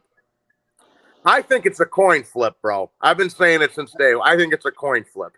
If the fight wasn't in America, like see if the fight was taking place in Scotland, I'd be a lot more confident that Taylor would win because there'd be a lot less politics like going against him. But going into New York with three American judges and an American ref, I can't see it, man. I think they want the Devin Haney and Teofimo fight. I think Devin Haney's actually going to move up to 140 from what I'm hearing. And I think Top Rank really want like an in-house big fight. You've got Devin Haney, you've got Teofimo. These two dudes fighting in America, that could do some good numbers, I guess. And you've got Shakur as well in the mix. Yeah, there you go. You got Shakur. I just feel like guys like Lomachenko and Josh Taylor, they don't really have any place in Top Rank anymore. I think they've kind of outstayed their welcome. I mean that's the thing. I don't really get where Josh Taylor's going with his career because he's never going to be a big name in Scotland. Like they're never going to market him here because the government here doesn't like him and the media doesn't like him. He's obviously not going to be big in England because he's Scottish, obviously, and he's never going to be big in America because he's white. You know, so what are they going to do with him? There's nothing they can do with Taylor. That's what a great way to sum that up in a few words. Exactly, man. His name isn't flipping Jamal Jones or something like that. So Leroy Jenkins. Yeah. Leroy Jenkins. Tyrone. Darnell Williams. Yeah, Tyrone. Fucking what's the? See, I always thought Josh Taylor could have crossed bigger over as a UK star. I think maybe signing to Barry McGuigan was a mistake. Spending so much time with him. I disagree. I think he should have stayed with Barry, personally. Really? Okay. Because Barry was guiding his career well, you know? It was MTK. Yeah, I agree. I agree. Nordic. Okay. I agree. Not that Joe Calzaghe, he was from switch trainers for. Oh, Shane McGuigan. Yeah, that was a terrible trained move. Calzaghe? His pops. Who trained Calzaghe? Enzo His dad. Calzaghe trained him. His dad. Yeah, pops. Yeah. Oh, yeah, that's right. I Yeah, forgot. he trained him his whole career. Like he was Enzo was an okay trainer. Like he trained a few decent like domestic guys, but outside of his son, he wasn't like he never had the same success. You know. Yeah, right on. Right on. He used to fight Channel 5. He used to fight Channel 5. I remember watching his fight with Victor Postol, O'Hara Davis, and I believe Miguel Vasquez. Yeah. When he was on the way Those up were on great Channel 5. fights too. Hey guys, you They were want to really know good who fights. Haney winning? Check this out. You'll never guess. 78. Who's that? Clarissa Shields, and get this smoke. Real Gee, I wonder shocker. why. do you mean the same Get This Smoke who said that Usyk wouldn't stand a chance against AJ because he struggled with Chisora? Yes, that one. And that shows you everything he knows about boxing. And he also doesn't stand a chance. He still doesn't stand a chance against Wilder either, Nordic. Obviously. Yeah. Yeah. Mo Obviously. skills, mo athleticism. Because he struggled with Chaz Witherspoon. No, Deontay Wilder is he's one of the biggest hype jobs I've ever seen. You know, Wilder's a bomb. Yeah, he literally fought no one. See, I don't know why he got so much hype though. He never fought anyone. He was ducking the Klitschko's. Even when Vitaly was literally pushing 40, and he was too scared to fight for his title. As soon as Vitaly retires it, guess what? Deontay Wilder's got a title shot. He was too scared to fight the lad. Because apparently the lad he wouldn't even fight Seth Mitchell, Bryant Jennings, Chris Arreola when he was a prospect. Like Wilder, as a fringe contender, wouldn't even fight the Klitschko's leftovers. He was a bum, mate, a coward. Yeah, he actually turned down the Chisora fight when Chisora still had some gas in his tank, you know? He did, yeah. He turned down a lot of fights. And from what I remember, he was brought in as David Hay's sparring partner, and David Hay knocked him out cold. He did, yeah. David Hay battered him. So did Wilder. So did Klitschko, I mean. Yeah, he wasn't that good, bro. I never know why he got so much hype, though, man. It's probably the establishment thing. You know, America needed a heavyweight champion, and you know, I guess they went for the lowest common denominator. You know. What's happening 150? Yo, Big salute, safe, though. bro. How's it going, man? You good? Everyone can hear me, bro? Yeah, I can hear you. Bro. Man. Okay, man. Yo, salute, man. Shout out to everybody in the chat, man. Shout out to everybody on the panel, man. I know y'all want to talk about the Loma fight, but you know what I'm here for, man. You know what I'm here for, man. You know what I'm saying? All these motherfuckers said fucking Devin Haney, right? This fucking Devin Haney, the dream. Devin Haney. This motherfucker. They said Lomachenko was too old, too fucking small. They say he was too old and too fucking small. Guy said Haney's going to keep Lomachenko off for 12 rounds with his amazing jab. Yeah, Haney's going to fucking keep him off for 12 rounds with that fucking inconsistent jab. Lomachenko took the jab away from fucking Devin Haney. Lomachenko turned angles on fucking Devin Haney. He landed the cleaner shots. He obviously was the aggressor in the fight. The ring generalship. A lot of shots that Haney was landing didn't even land. Haney threw a lot of body shots, but come on, bro. People don't even want to give Canelo credit for the body shots in Lara. So why they gonna give it for fucking Haney? 50, come on, 50, man. 50, come on, 50, man. 50, 50. Boozy. Lil Boozy said that Loma got robbed, bro. Boozy said that. Yeah, I seen that. I seen that on Instagram. Yeah, I seen that. So even if he's saying that, it's like, man, come on, bro. Yeah, I seen that. But look at it like this, bro. The reason why, and Jay Kyle, shout out Jay Kyle, because he called this shit to a T, and shout out Recognize too. He called it to a T. But nah, fucking, like, bro, Lomachenko, for me, I always knew Loma was going to win this fight for years. I always knew it. I knew Haney was never ready for this fight. The style was perfect for Lomachenko. Perfect. I always knew that. Like, the Jojo Diaz fight tells you everything, bro. I was telling motherfuckers, bro, look at the Jojo Diaz fight. You expect me he's going to beat an elite southpaw like Lomachenko? And he's looking like that against Jojo? Nah, man. Just stop it, man. Stop it, bro. I know my boxing, bro. I've been watching. To be honest, 150, I think people were banking on Loma being injured or old or just not really being motivated anymore. I don't think they genuinely thought Haney was better, you know? And bro, I think hey, Nordic. Hey, Nordic. Oh, let me say this, Johnny, and then you can go. I just want to say this. A lot of people overrated Haney. Point blank. A lot of people overrated Haney, bro. A lot of people, bro.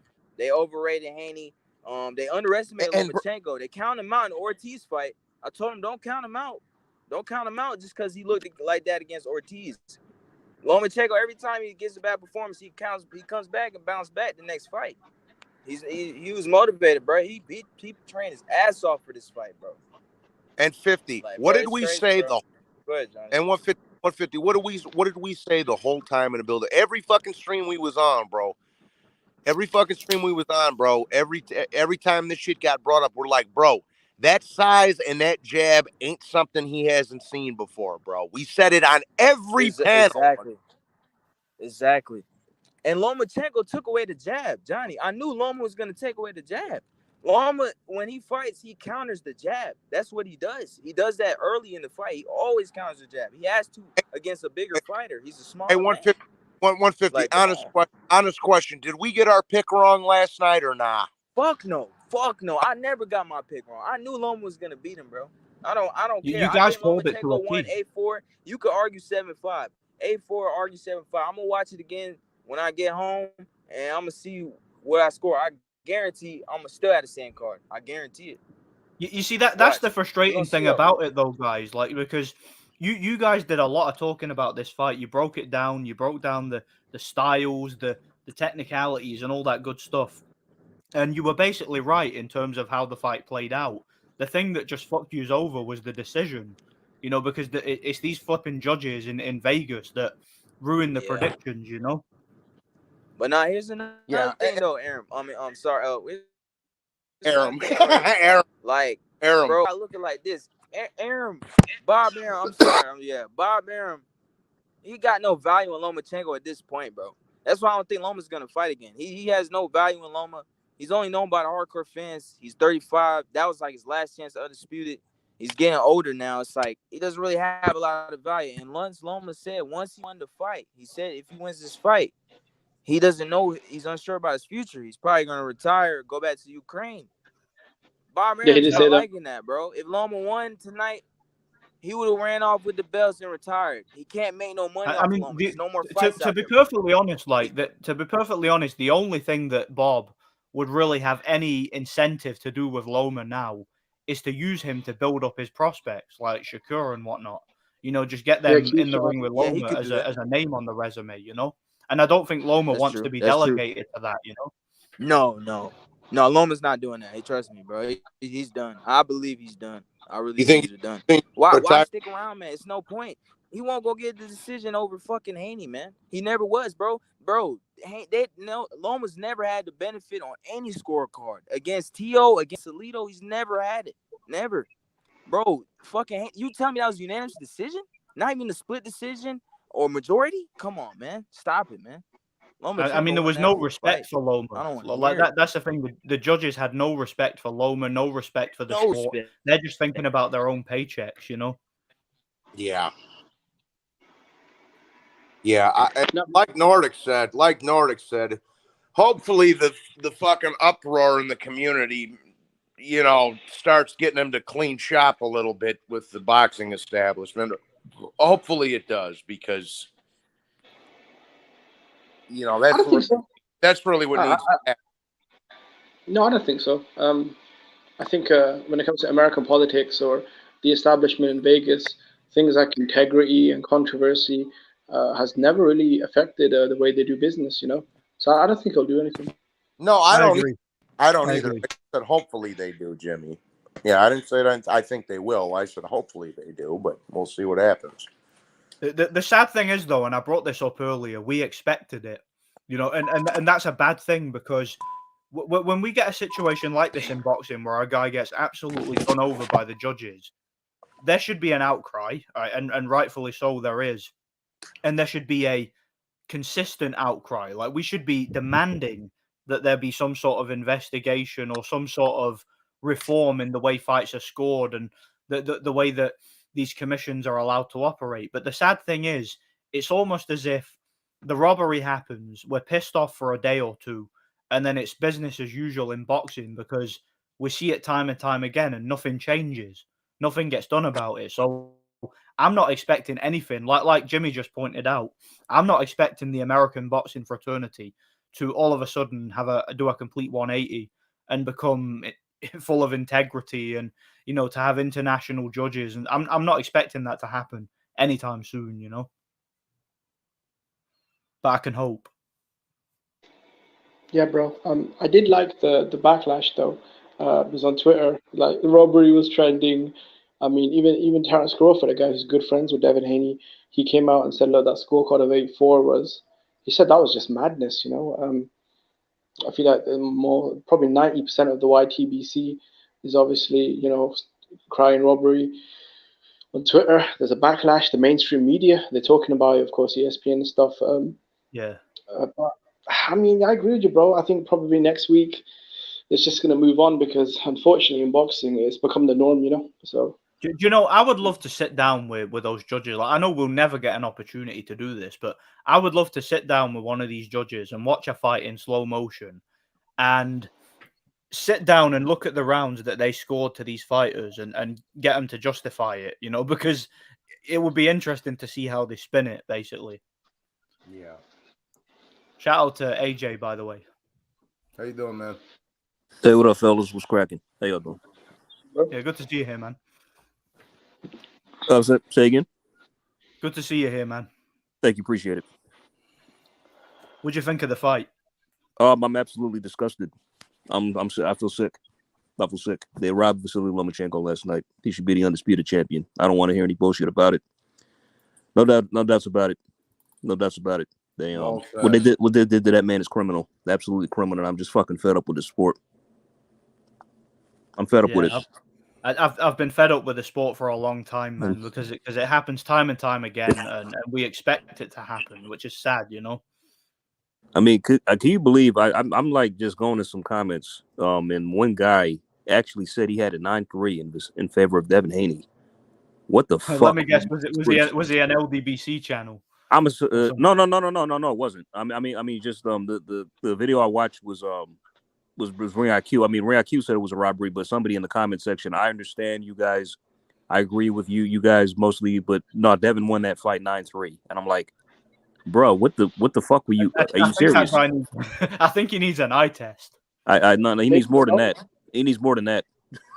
Nah, it must be a troll though. Come on, this guy can't be serious. 9-3. 9-3. I think he's a troll. Yeah. I mean, bro, like Devin knows what's up. Post fight, the way he was stumbling his words, his body language. Post fight, he knows he lost.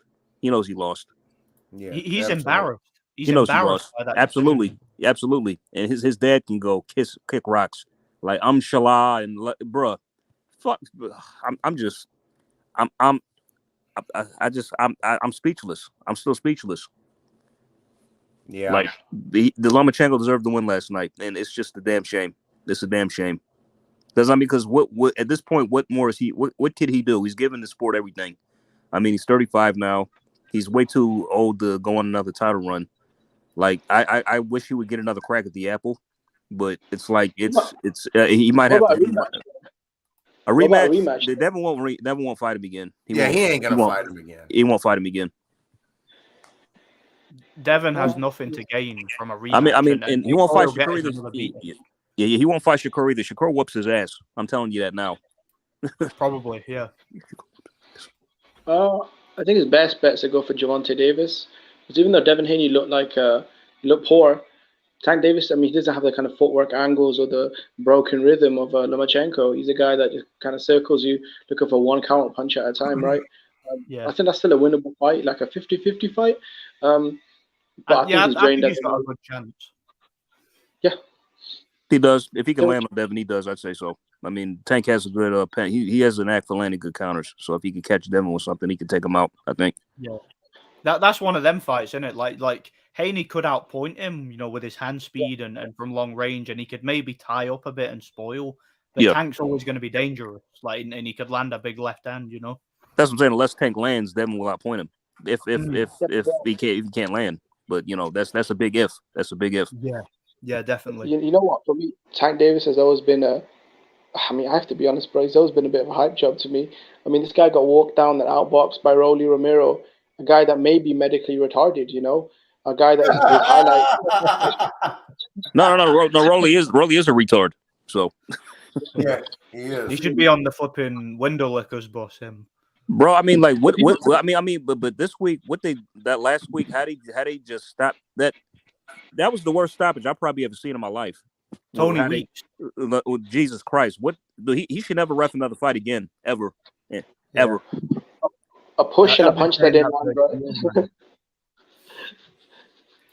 See, I was pissed off with George Groves and Carl Froch first stoppage, right? But that looks like a masterpiece compared to the Rolly, right? He pushes Yeah. the guy. Could have said it any better myself. 100%.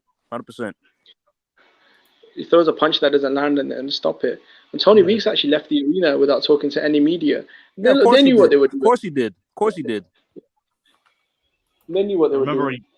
remember how Tony Weeks reacted when he was on Thunderdome's he did that interview with Thunderdome, and he saw our comments in the stream because we were constantly trying to get Anthony to ask him about the Ward fight, and when he did, the absolute BS that guy started spitting. Oh, it wasn't a low blow. It was on the belt line.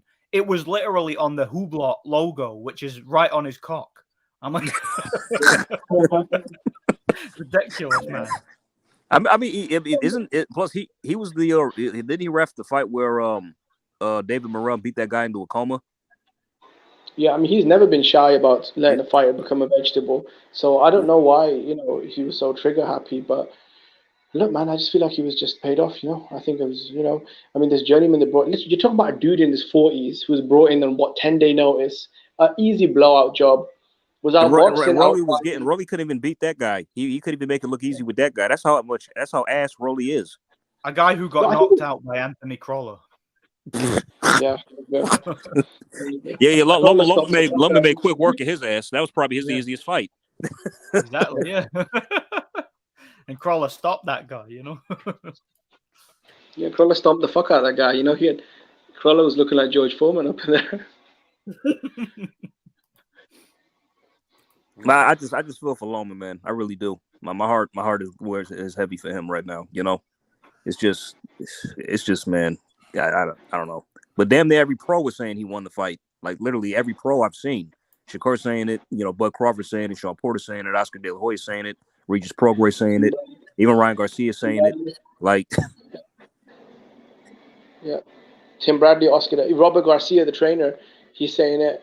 Tim Bradley, Lou DiBella was there. They literally keep in mind, Las Vegas is Devin Haney's hometown, and he got booed out of the arena. Yeah, I mean, even Fernando Vargas was disgusted. I saw that somebody asked what he thought. He just walked away. Yeah, he was sick. He was sick. Like, yeah, bro. And AJ, I don't know. Do you remember me, man? I used to be on BDA once in a while, but I can't recall. I know that channel, but I don't. I think it doesn't matter. Okay.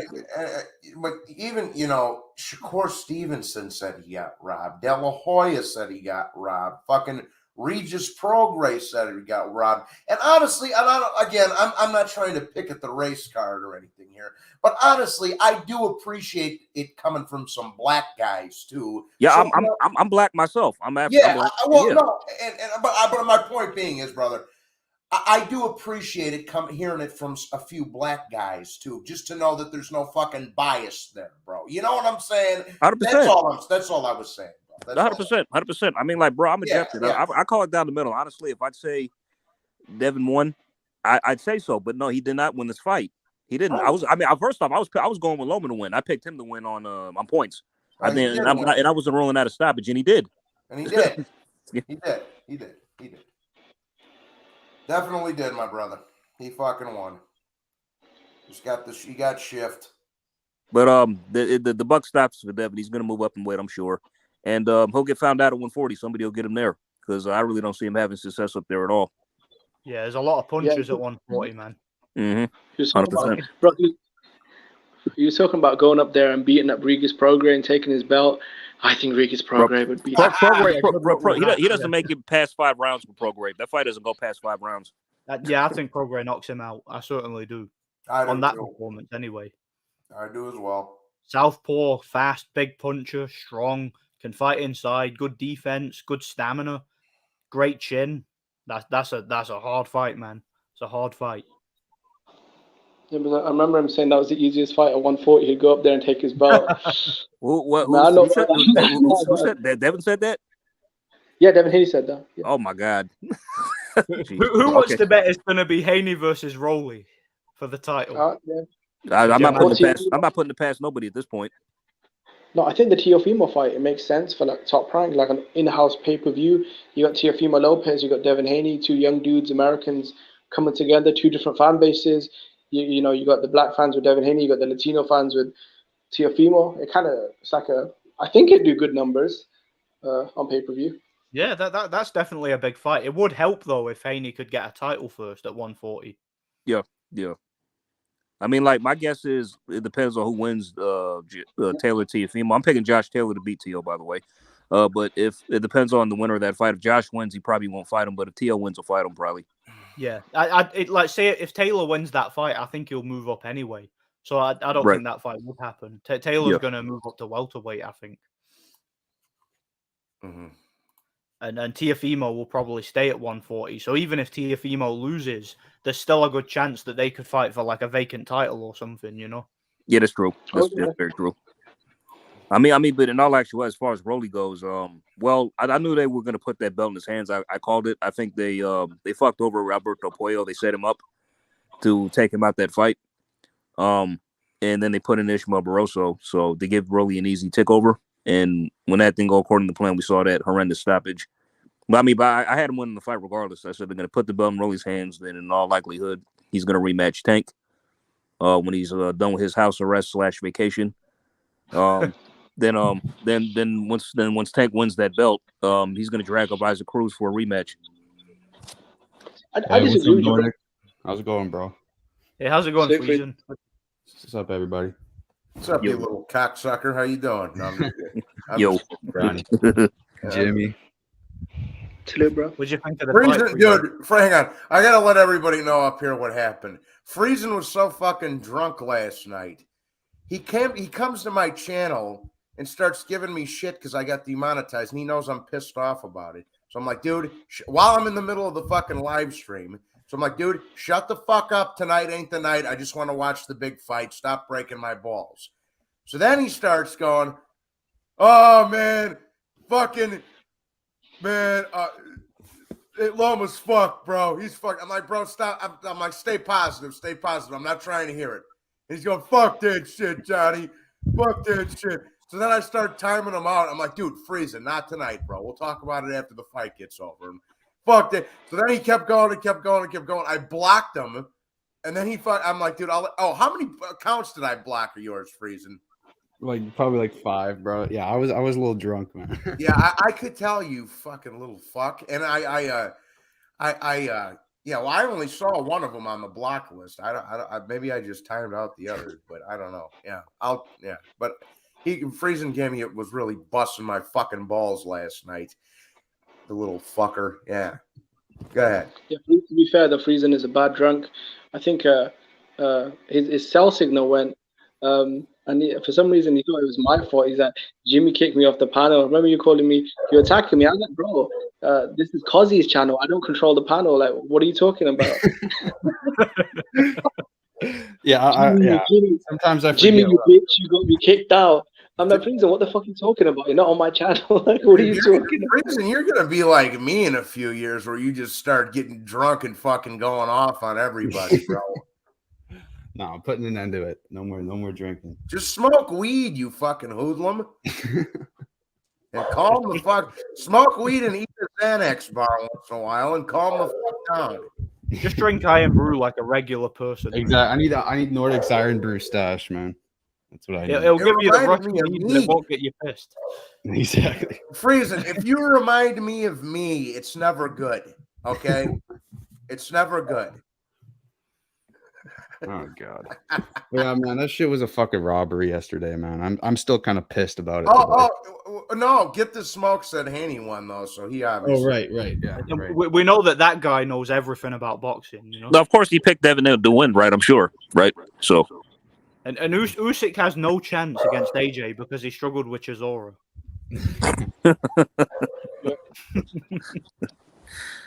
And he has no chance against Wilder because he got lit up by Chisora. Yeah, I remember all that. Yeah, that was classic, wasn't it, man? But it's not about race for Smoke. Not at all. Of course not. Never could be. Never could be. Nordic, bro, your prediction for the first Usyk AJ fight, bro. I'll remember that shit.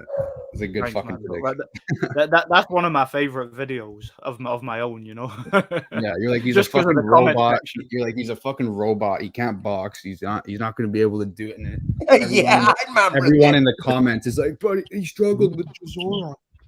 Yeah, all I these remember that absolute video. clowns. See, that's an example of you don't need power to win fights. Skill alone is enough. You know what I'm saying? Like, it's just, Dude, I have to say, I thought they were going to fuck Usyk in that rematch, though, bro. I was like, dude, if he don't knock AJ out in that fucking rematch, they are going to fuck Usyk in that. I thought one of the judges tried. They gave it to AJ. I know it. American judge, surprise, surprise. Yeah. But like I easily that was 8-4 Usyk for me in a rematch. Like the first fight I had a wider, you know. So yeah, I had the first fight 10-2. Yeah. I had a 9-3, then the rematch 8-4. Yeah, I actually had it the same as you, AJ. I had it the first one 9-3, but I gave AJ a swing round, and then I had the second 8-4. Yeah, I had the same thing. Bro, I just want someone to find me for this Loma Haney fight. I want someone to find me 8 rounds that Haney won. Yeah, no, I want somebody. Bro, freezing. Freezing before you got her. I was saying, somebody in the comment section I saw gave Haney 9. Can you believe that? And I'm saying, fuck that freezing. I'm saying, fuck. Just find me 6 rounds he won. Some people are saying he was a draw. It's like this. What?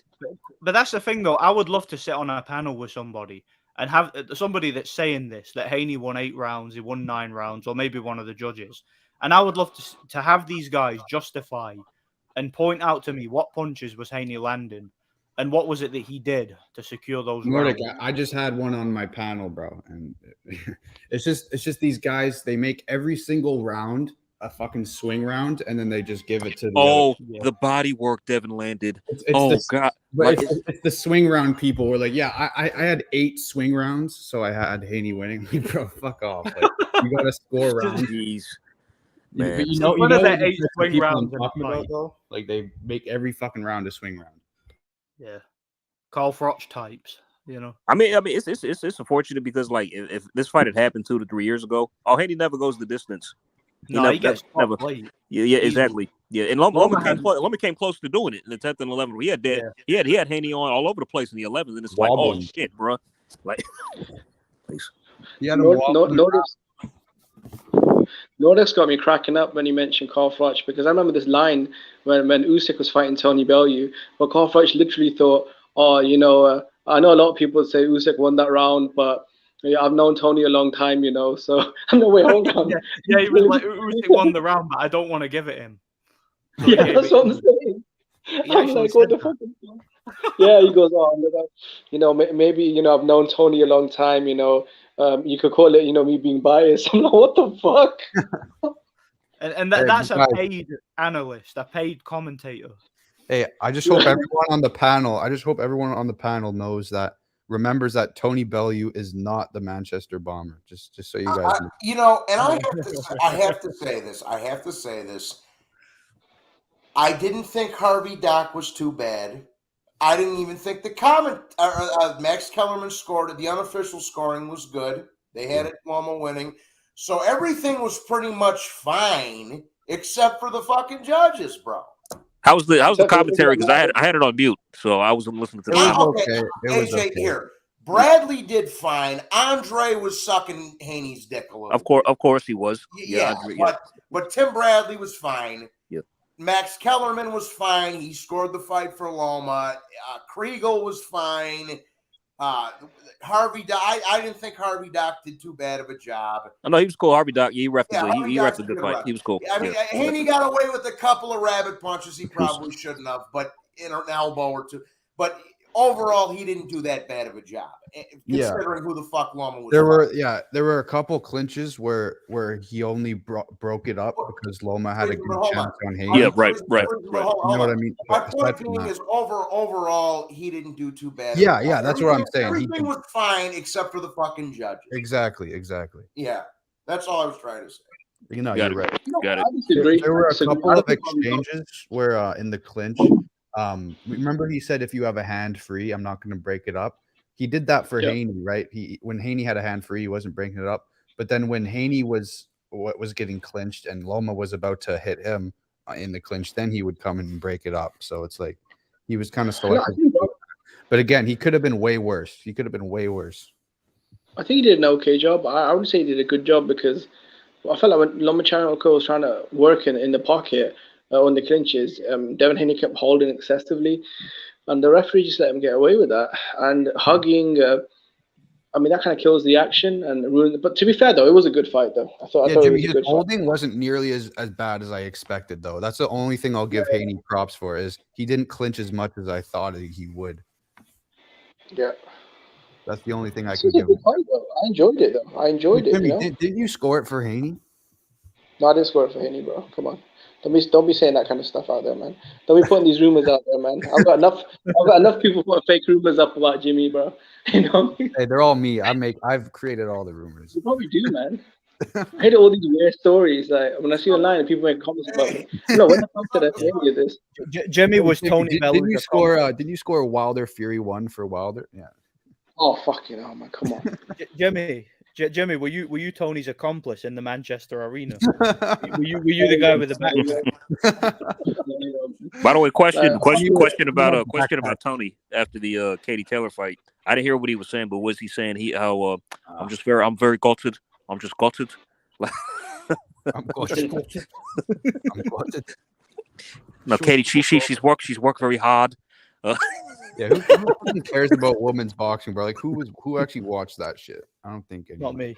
Aside from Ring IQ boxing, I don't mind it. I give it a look. I enjoy it. So I don't Man, mind it fuck much. Ring IQ. Tell it Ring IQ if I ever run into him, I'm gonna break his fucking teeth. But anyways, Oh shit.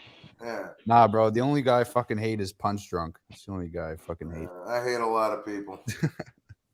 He's the single reason why I stopped being an Andrade fan, and obviously the bitch shit he did with Zach Parker. Yeah. I mean, that was he's one of the biggest wastes of talents I've ever seen. He just all he does, he just goes to every panel making excuses for Andre. He talks about how like he says Canelo ducked Andre at 54. That's just what he goes around talking about. What the fuck? Yeah, but Andre ducked several of people himself. So all the fighters, to fanboy for, and to of all the hills to die on, why would you want to be known as an Andre yeah, fan? exactly. Like, of all the people to fanboy over, exactly. So why do you the guy is. But boring. you're ignoring his amazing resume, right? He's fought Quigley, right? He fought Williams and he fought Desmond Nichols. So like, yeah. I mean, you know what's funny about that? It's like he's fighting Quigley, who's Edgar Berlaga's leftovers. Well, Edgar Berlaga's about to fight Quigley, who's Andre's leftovers. But then Andre fights Desmond Nicholson, who's Berlanga's leftovers. No one respects Berlanga, right? No one gives him any respect. He blasted out Nicholson like the bum he was. Andrade goes life and death with this guy, and he's an elite fighter. No, he went death with Williams too. He went in the later rounds. He was getting fucking worked up. Oh, Williams hurt him late in the fight. Yeah, He no, got hurt bad. Williams was outboxing him. He just knocked him down like once or twice, and then Williams just outboxed him. And this is like a European level dude who's And putting it on. let's not forget and this guy's supposedly the biggest boogeyman. Supposedly, let's not forget the fucking Yanibek Alim Kanuli. He wasn't worthy of a shot at the great Demetrius Andrade. Yeah, that's what they were saying. That's what they were saying. I mean, what's actually funny about that? I was actually picking Demetrius. I was picking Demetrius to beat him. Honestly, if they fought, I thought he had the right kind of style. This guy Punch Drunk told me nobody knows who Janibek is, so therefore Andrade shouldn't have had to fight him. I'm like, bro, he had a fucking belt. He had a belt. But Jason Quigley, everyone knows him. Right, exactly. Yeah. Everybody knows Quigley. No, wait. Everybody knows Damon Nicholson. Everybody knows who that is, right? Yeah, everyone knows Jason Quigley. Yeah. No, it's that Punch Drunk said fighting Zach Parker or headlining a big card, fighting for the interim world title against Parker, undefeated contender. That's a step backwards. But fighting a bum on an undercard for peanuts, that's the way you progress, right? Exactly. John Ryder took the fight. Jimmy, I said exactly that. No, but John Ryder took the fight and got the Canelo fight after. So just saying, if No, but then they say, oh, he wasn't guaranteed the Canelo fight, so he shouldn't have taken it because there was no guarantee. I'm like, bro, the guy who just took his place got the Canelo fight. Like, what the fuck are you talking about? So check this out, fellas. Here were my 3 picks for last night. I picked Valdez to beat Lopez on points. A lot of people were picking Valdez to stop him, but Adam Lopez is tough. I knew it would go the distance. I picked Nakatani by an 11th round knockout against Maloney. I was a round off, and I picked Loma to beat Haney. So as far as I'm fucking concerned, you got them all right.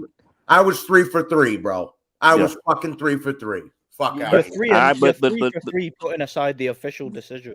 You know? Say that again, Nordic. You're 3 for 3, but the official decision flipping tried to ruin it for you. You know? Yeah. Right. I feel bad for the people that lost money on Lomachenko, because they should have had a good kickback, right? Because Lomachenko was the underdog. Jimmy, I put like $5 on it, so I'm not. No, but I know a lot of people put a lot of money on Lomachenko. Lomachenko was a 3-1 underdog.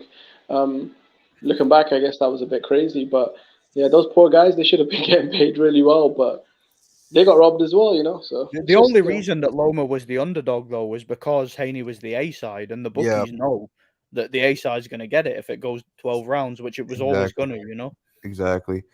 And bro, like with the fucking 9 a.m. weigh-in and all this shit, like the writing was kind of on the wall in terms of who they were pushing for the promotion. No, I'm not trying to shit on Johnny right now or anything, but I remember some people saying if the fight was close that they were going to give it to Loma to make the fight. I remember that. I'm like, nah, bro, they're going to give it to fucking Haney. He's the A side. He's fucking 24. They've got another a potential of 10 years from this guy. They're not going to give it to the 35-year-old who might just fucking retire right away, you know? See, I think that's a mistake Lomachenko made by admitting that. When they asked him in the build-up, they said, what are your thoughts? He said, my only goal right now, the only thing I've got left to do in boxing is become undisputed. And then after that, I'm not thinking about boxing. I'm going to go back to the Ukraine, and we'll see, you know. I think right then and there. Yeah, exactly, Jimmy. That fucked him. It was a silly thing to say, wasn't it? You know, he should have said, "I'm going to fight." Yeah, it was. Part of me wishes I'll see what's next. I'd like to fight Shakur after if I win and did this and that. Okay, then I could rock behind that. So no, he should have said, "I'm going to take I'm going to sign a 5-fight deal with Top Rank after this." That's what he should have said, and he probably would have had a better. It was probably like a throwaway comment by Lomachenko. He probably just throwaway comment. Yeah, but, and then Bob probably heard that. He's like, "Oh, fuck this kid." Yeah, I think Lomachenko's. I hope Shakur kicks his fucking ass, bro. But I don't even like Shakur, bro. So it's just like I don't care anymore. Yeah, but even if you don't, it's the lesser of two evils. No, I know. You're right. I feel like the lightweight division for me has died, though. I'm just thinking about real. I only cared about the division for Lomachenko. That he looks like he's about done. Same. For me, it's kind of dead. But Jimmy, if they got that decision right, bro, imagine how great it would be right now. Oh no, it wouldn't be great because the people who picked Devin would be crying robbery. It would be worse. And we would have a real accomplished champ at 135 who has an actual resume, who's actually done shit in boxing. We'd have an actual, not some dude who got promoted to paper champ and then beat a B-level fighter coming off a fluke win, right? What the fuck? I think the belts will become scattered. I think the belts will scatter again. Like, bro, the divisions are dead, bro. 135 is dead. 147 is dead. 160 is dead, bro. These fucking God. How messed up is it, guys? No, so see when you think about it, how messed up is it that Haney and Tiafimo and George Kambosos were all undisputed before Loma? Exactly. Yeah. It just doesn't make sense, does it? It doesn't. No, but remember, Tio wasn't undisputed. Well, Tio never was. He never was. Not because Haney had his paper belt. Remember? He had his email. I mean, it was consolidated when Haney and George fought. So, technically, no, but Tio should have been undisputed. But yeah, it should have been. I mean, the fight with Tio and Loma, that should have been for undisputed by all purposes, but it wasn't. For the true fans, no, it was. But No, it was though. But see, didn't the WBC come out and say that the franchise title was The it was WBC high makes shit up as they go along, so I don't really Yeah, trust what they say. So they made Haney the world champion, and they gave Lomachenko Loma some franchise. bullshit that he didn't. Bro, this is also what I'm so fucking confused about when I hear this shit on social media. I hear everyone saying that Loma wanted the franchise or that Loma wanted it. Bro, didn't they do that shit without even fucking telling them? Didn't your team go to the convention without Loma even like how Why would anybody why would he want the petition for franchise? that? Sorry, go Like ahead, Loma Yuri. didn't even know what the franchise is. It's like Sergio Martinez when they gave him the Diamond title, and he's like, "What is this? I don't even know what this is." That's what it was like. And they gave it to Chavez Jr. Yeah. Yeah, they literally did that so they could just give the belt to Chavez Jr. It was the same Yeah. situation, and Suleiman snitched on himself when he said in the interview, "We have supported Devin Haney from the amateurs." Now, Yeah. why is a professional sanctioning body that's supposed to be neutral admitting to a clear conflict of interest where they've supported a fighter before they've even turned pro? Yeah. It just tells you everything you need to know. They gave the belt to Haney because they I know. wanted him to have the belt, And- you know? And Suleiman literally did an interview with Bill Haney, and he literally expressed clearly that the Haneys were given the option to either be Loma's mandatory or to take the interim belt and be promoted. He literally said that in an interview. They had both options, and they chose to become interim champ and be But I promoted. thought interim was Obviously, mandatory though. they had this whole franchise thing fucking figured out, but No, before but anything see, even happened. what I'm confused about, Friesen. What I'm confused about, I thought the guy that had the interim title, isn't he mandatory though? Like what Dubois got. Dubois got the interim title, so he's Usyk's mandatory, right? Zhang's got the interim title. Technically, that's supposed to be the case, but it isn't always. Sometimes a fighter will be interim champion for a couple of years or something, and then they don't get a shot. Likewise, if someone's a regular champion, sometimes it'll take several years for the sanctioning body to actually order it.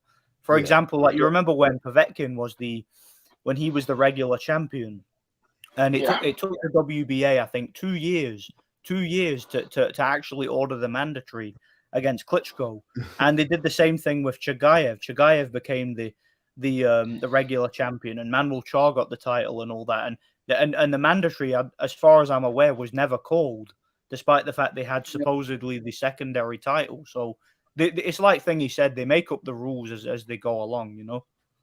Yeah, and bro, they make the shit up as they go, and like, bro, like you said, they've been supporting Haney since the fucking amateurs. Like, I bet with this franchise shit, I bet they had it all planned out beforehand that they were gonna make Haney fight some bum Abdulayev for an interim title, and then and then make the actual world champion some other weird fucking designation, and then promote him to like, bro. He's been the most like. But the Friesen is funny, you said, because that guy stopped Linares when Devin couldn't. I know. Yeah, he did. Yeah, bro. Devin has to be the most like well maneuvered fighter in all of fucking boxing, bro. He got promoted to his paper belt or his email championship, right? And then Tio, who was an actual good fighter, fought like a fucking idiot and lost to Kambosos in a close fight. And then Devin Haney, with his paper belt, unified against Kambosos, fought him twice, and then robbed Loma. Like, bro, he's had the most it was manufactured from day one ever. It was manufactured. Nordic, I'm gonna put. So I got the Nakatani Maloney knockout on. I got it. I'm gonna paste it in the chat. Don't show it. Just go watch it. It's only it takes a couple seconds. Oh, you haven't seen it? No, I've not seen it. Oh my god. Oh geez. Yeah. What? Nordic, I'm putting it in the private chat. Just give it a wink, will you? Yeah, we'll do. I'll give it a quick look. What are you talking about? The Nakatani knockout of Andrew Maloney last night. Yeah, that you was. Didn't see it, Friesen? No, I saw it. Oh, okay. Yeah, don't say. Let Nordic go watch it. No, I actually think this is bad for Devin Haney's progression, though, because he had all this hype. Oh, he's undisputed. He went to Australia. Most of the boxing sort of world was behind him. Like now with this robbery, I think his stock is taking a major hit, honestly. Whatever stock it was. So his own friends are coming out publicly and saying it was a bad fight. I mean, robbery was, again, on Twitter. It's a firestorm. This mainstream media I think all the goodwill he'd built up by becoming undisputed, going on the road to Australia or whatever, that's come crashing right down on him, you know. Yeah, bro. He said the That, most. that was brutal. He's got to have had the most manufactured say, career of Nordic? all time, bro. Nordic. No, I was just what'd saying you that say? was brutal. That overhand left. It was timed perfectly. You know. He Great Yeah, knockout. caught him right and it's on like the he's chin. like he measured him perfectly with the right before he landed it. Like he Yeah. bop bop bop. Yep. Clinical. Yep. That was a good punch, man. That guy's good. He really is. But Andrew had the shit beat out of him for the majority of the fight. I was saying, oh, they should pull him out, man. Like he was even dropped twice, like prior to that. Yeah, I'm gonna have to watch that whole fight. That looks like a good one. Yeah, it was. But I called that. I knew Junto would mollywop him. Like when that was announced, it's like, oh shit, Andrew's in for it. I never really rated the Maloney's, if I'm being real with you. I mean, they're decent, but it's like, yeah, and then nothing really stands out about them, in my opinion.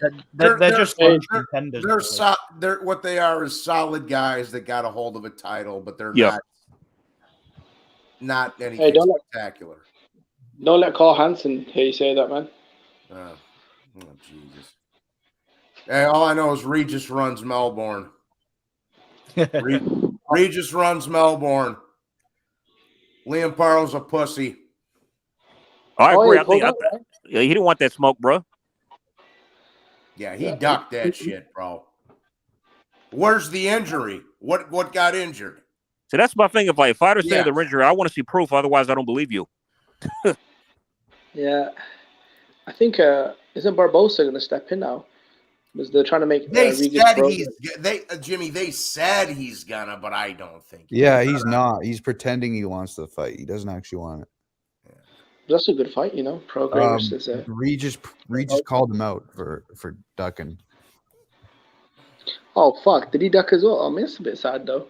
That was kind of weird though. Regis called out Barbosa for turning it down. I mean, he struggles to get good opponents. Regis Prograis. I liked his knockout. He's a high risk, low reward. That's why. Yeah, that Zepeda fight was good. He looked great in the fucking Zepeda fight. Oh yeah, hell yeah, that was He had some like Roy Jones fucking style going on there with his head moving. It was crazy. Nah, he looked good though. He looked fucking good. The prediction stuff for that. Yeah, power is real. Yeah, pick Regis to knock him out. What? No. Yeah. Good fight that might happen. No, I was saying. I mean, the prediction stuff for that. I picked Regis to knock out Zepeda. Yeah.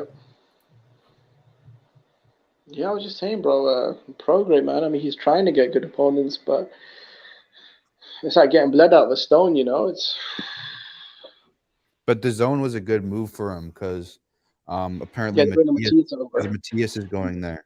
So that's you good. got Jack Actual, you got Matthias.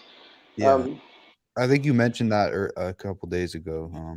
It was actually I thought it was a bad move when I first saw it, but now I'm like, shit. The zone's actually getting some guys. The only guys they don't have is Taylor and Tio. So my guess is if Catterall wins his I'm sure he's gonna win his fight next week on that Laura Wood 2 card. But he's fighting some fucking bum, right? Yeah. I'm going to that guy. Yeah, I never heard. Oh, really? Yeah. Hey, Nordic, make sure to talk shit to Catterall, bro, about the Taylor fight. Hey, Nordic, who do you think wins this fight, though? I'm interested to get your take. Regis Prograis or Subro Matthias? That might be happening later this year. I would go with Prograis by decision, but it's a hard fight because Matthias is really durable and he can punch. But I think Prograis is the better boxer of the two, and I think he'll outbox him. That's a fight of the year right there, man. I'd be surprised if that goes the distance, if I'm being honest. Like, nobody gets knocked out. Goes the distance, bro. They're both fucking big punchers now. Yeah, but they're both I think Matthias is the hardest hit. He's the hardest hitting guy at 140 I've ever seen, bro. I'm dead serious. I could see it going the distance though, like because Prograis has got a great chin, and Matthias just looks so durable. Like he's a guy who could survive. I think Matthias just walks you down though. I honestly think he could hurt Prograis, bro. I think Zepeda actually had him stunned a couple times. I think fucking Matthias. Yeah. Man, people are man, let me say this. No, I'm on the Matthias hype train. Yeah, bro. I know you are, you dumb, because you're a dumb fuck. But anyways, listen, Matias ain't shit. He has fought nobody. He hasn't fought anybody. You're jumping on the train too quick. The guy the bum that he fought for a vacant title quit on his fucking stool after He was gonna 4 kill rounds. him, bro. He got outpointed by a bum. He was gonna kill that. He was gonna kill this that. boogeyman shit? He doesn't even have a single top 10 win yet. Where's the boogeyman? Stop it. A lot of people Stop it. You'll see, Jimmy. No, I agree, Johnny, You'll see, but Johnny. a lot of people, Johnny, a lot of people are high on Matias. They say he's the top dog at 140 and he'd knock out him. Oh, for fuck's sake. I'm high on him. Progress will send that fucking cocksucker back to Puerto Rico on a 2x4. I'm high on Matias. I'm high on Matias. I'll admit it. I just get enamored, bro, with how fucking hard he hits and how he just constantly walks guys down, bro. I'm just like, Well, wait, what'd you say, Friesen? You get enamored by how hard he gets. How hard he hits. Shut the fuck up. Oh, Jimmy. bro. Okay, bro. Jimmy, I must have get missed the fuck out of here, Jimmy. No, how hard he hits. He hits hard, and he just keeps walking people down. So yeah, it was lost in translation there. Yeah, Jimmy heard what he wanted to hear. This back and forth. This back and forth reminds me of Wilder Fury 3. I was going back and forth with a Wilder fanboy, go figure, and he was swearing up and down that Wilder was going to win the fight. He was going to get his revenge. I said, no, he's not. He's going to get knocked out again. So when the fight happens, and we saw what happened, that guy's gone missing. I haven't been able to find him. Does anybody know where he is? No, he's on the back of a milk carton or something. Yeah, right. Yeah, exactly. Yeah, like he's vanished from all plain sight. So he's disappeared along with all the struggled with Chisora guys. Yeah.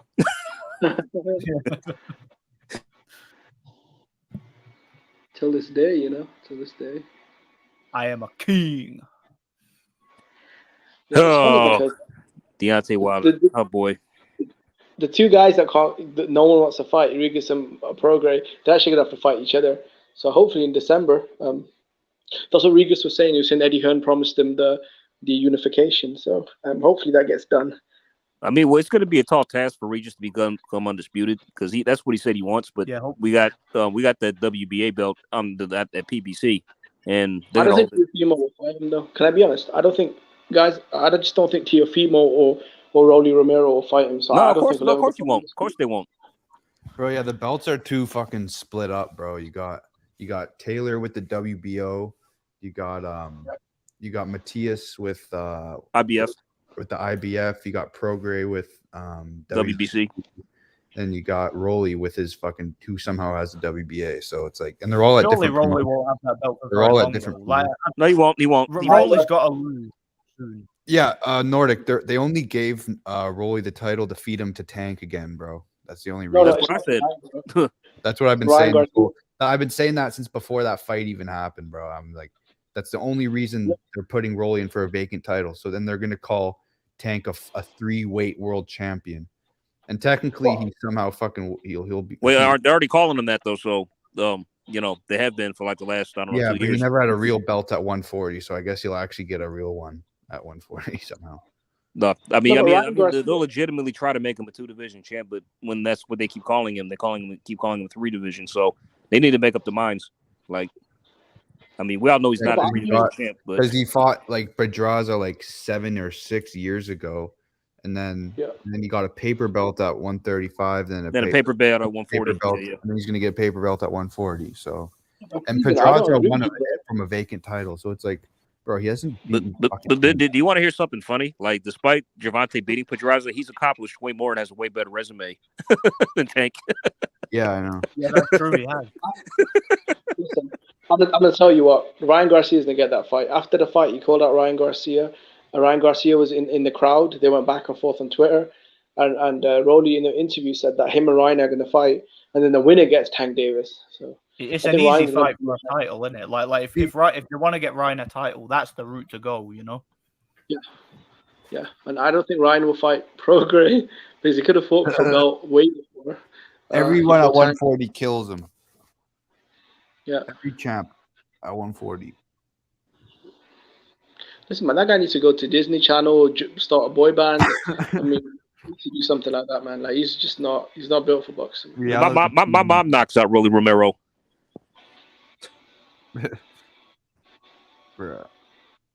I know the fucking 40-year-old man was giving him problems. But the pound for pound fighter Javante Davis was getting outboxed, walked down for what 6-7 rounds. Like, come on, man. Yeah, Tank Davis. I had literally Rolly lost up on the pretty much- cards in that fight, if you could believe that. Bro, AJ, I gave Rolly 5 rounds, I think. I gave him 4. Yeah. before the 6. He was Yeah, walking him down the whole time. He was walking Tank down the whole time, bro, and he's a fucking bum. He can't even box. The only reason he probably would have won that fight if he didn't fucking lunge in with his hands down. I mean, he's an idiot. That's why. So exactly, but bro, he's been boxing since he was 18, and he literally could have beat Tank if he just wasn't such a fucking idiot. To be honest, bro, I feel like Rolly, he's just not a fighter. I don't think he's a real fighter, bro. I think he's a kid that they took from judo, and they made him a fake fighter. You know, the Jackson Marinas fight, the corrupt stoppage, the Tank fight. I think PBC kind of created this fake fighter for them to use. Literally, they did. Yeah, they did. He's a manufactured opponent, bro, that just talks a lot of shit. Who they gave a belt to. Yeah, you're right, bro. He's just someone for their guys to beat. Just a manufactured opponent. I mean, like I mean, listen to the way he sounds like one of Mike Tyson's pigeons. He's probably about as good as one of them, I know. Oh, Jesus. Yeah, Rolly Romero is just the absolute epitome of what's wrong with boxing. He's just a guy who the only reason we even talk about him is because he got popular on social media for some reason, for posting on Twitter. Nothing he has ever done in a boxing ring has ever garnered any interest from anybody at all. I mean, like the guy's he's a literal troll who boxes, like a walking troll who just boxes. He's actually funny in the press conferences. He is. He's amusing. I mean, that was the first time, like in the lead up to the Tank. That was actually the first time he honestly made me laugh. I'm not gonna lie with some of the shit he was saying. Yeah, but it was amusing. But it's like, Tank's gonna knock this guy. He's gonna knock out this moron. Slayer. And all that goes out the window when he gets in the ring, because you're like, yeah, he can talk all this shit, he can be funny and entertaining, but when he gets in the ring, the guy is absolutely useless. That there's nothing he has to offer, you know. I mean, like even in his fight with Anthony, his fight with Anthony Yiggett. Nordic, that's the funny thing. He was beating Tank. He was, yeah. He was ahead, yeah. I mean, like even in the fight with Anthony Yiggett, even though he lost, Anthony Yiggett looked better in spots. Yeah, Yiggett really could have beaten him, to be honest. He had the ability to do it. Yeah. But it's just he can't punch. That's the only problem, you know. Yeah, he's too small and too light-fisted, you know. Yeah.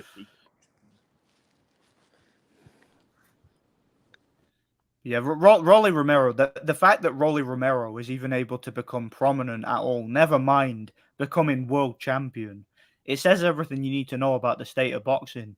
And that's honestly why I don't want to watch it anymore. I mean, that's why I just want to take a hiatus. I'll take brief breaks, and I'll come back to it. But it's like stuff is like just, it's like that. It screams it's crazy. It's just crazy. Depressing, man. It really is. Like in the past, becoming world champion used to mean something.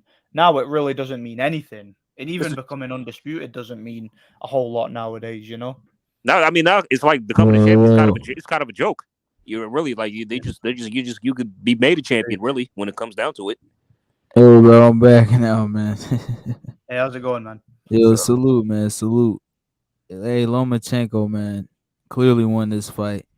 I had it 8-4, 7-5. You know what I'm saying? I argue that with anybody. You know, some people that say Haney, it was a draw for him, or Haney won 8-4, Haney won 7-5. Haney ain't win this fight, man. I don't give a fuck what these people are talking about. Haney did not win this fight.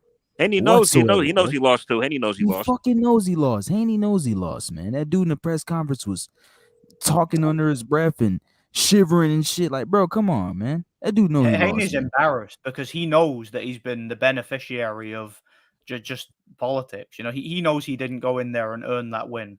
Whatever he says, you know, his body language says it all, you know. Yeah, man. Bro, I knew this shit was going to happen, man. That's why I said Loma beats him for years, bro. I look at it like this, bro. It's the Ryan Garcia effect, bro. You see how Ryan Garcia, right? This guy, I'm not comparing Haney and Ryan at all, not fighters wise, skill wise, or anything. I'm just saying like the storyline and how everything played out. Ryan Garcia called out Tank and said, "Yeah, I'ma dominate Tank Davis." You know what I'm saying? He called him out for like 2-3 years. Okay, boom. They got in the ring. See what happened. Ryan Garcia got exposed. It's the same thing with Haney. Haney said Loma ducked him for 4 years. You know what I'm saying? This is not even a problem Lomachenko, by the way. He lost to. He's lucky So that Loma, Loma never fought him 4 years ago because he would have got exactly, knocked out. It would have got worse. It would have been worse back exactly. then. And 4 years ago, Lomachenko would have stopped him. Exactly. Like it's ridiculous, bro. It's and the push too. The push people want to talk about the shove. In my opinion, he was scared. Lomachenko called it out. Loma said he's scared, bro. 100%. I know he's scared. He Yeah, certainly man. looked. Lomachenko won, His bro. body language showed that. I mean, Yeah, for sure. because some guy on Twitter cleverly pointed this out. He compared to like how Tank pushes people. The difference is Tank stays where he's at. As soon as Devin did it, he makes a beeline for to get off the stage. Like, Yeah. Oh man. Yeah, It's man. sad. It's sad to think about because flipping, Lomachenko, his whole career now is just going to amount to this, and it's like, what was the point in any of it? I mean, That's this what is going to be debated for a long time. Like Yeah. honestly, probably years. Like Oh this. yeah, I would I mean, debate this with anybody, man. I said this for years. Loma was gonna win this fight, man. I knew it from the beginning. That's just crazy, man. And all these people, bro, they said Ortiz won. Got robbed in that fight. bro, These like, motherfuckers saying Haney got robbed. Haney robbed Lomachenko. Like, come on, man. It doesn't Yeah, make that no was a sense, different bro. Loma. yeah. I mean, like I maintain even though like I felt Loma did lose to Tio. I maintain he'd have beat him in a rematch, 100%. Oh, without a doubt. If he was 100%, he'd have clearly beat him. And that's why it never happened because Yep. Tio knew the script. So did his dad. They know what was going to happen. Yeah, man. Like Lomachenko, I would say the only fight he actually lost was to Tio. Like I had Tio 7-5 in that fight. Yeah, Tio same. lost. I think I had it at 4. Tio, I think I had yeah, it at 7-5 before.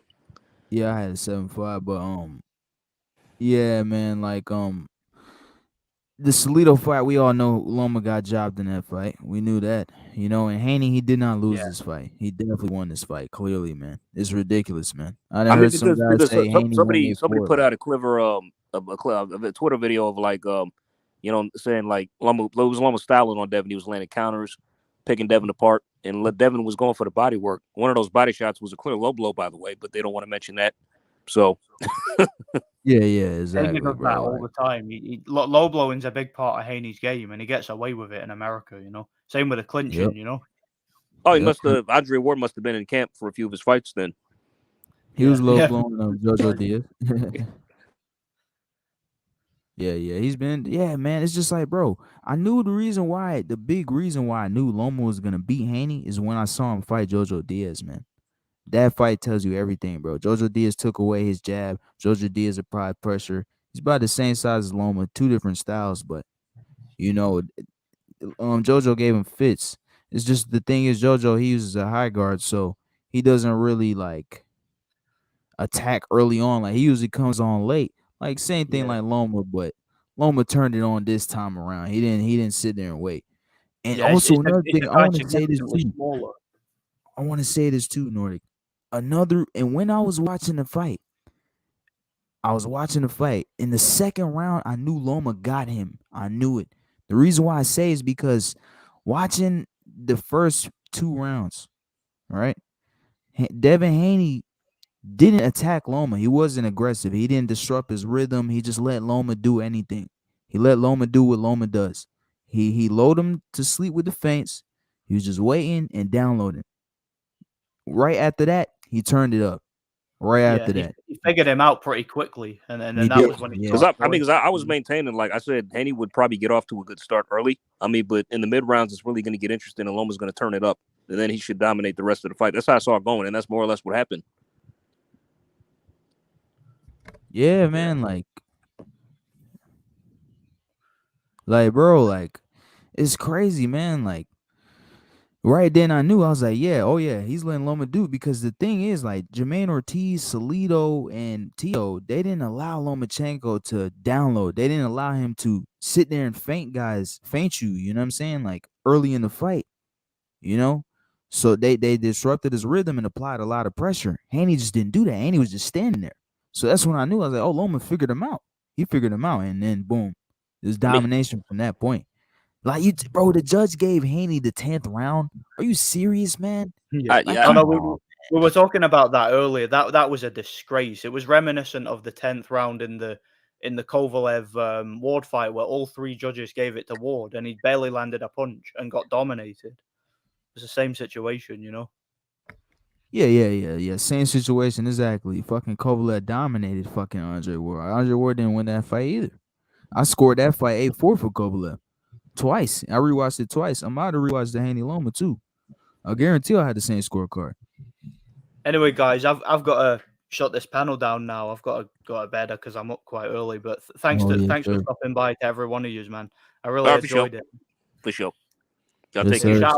sir. Shout out to everybody in the panel. Shout out to the chat. And yeah, it's been a great stream, man. I hope to see you next time. God bless you, man. All right, y'all take care. Appreciate y'all. Yes, sir. Take care, man. God bless. Take care. Yes, sir.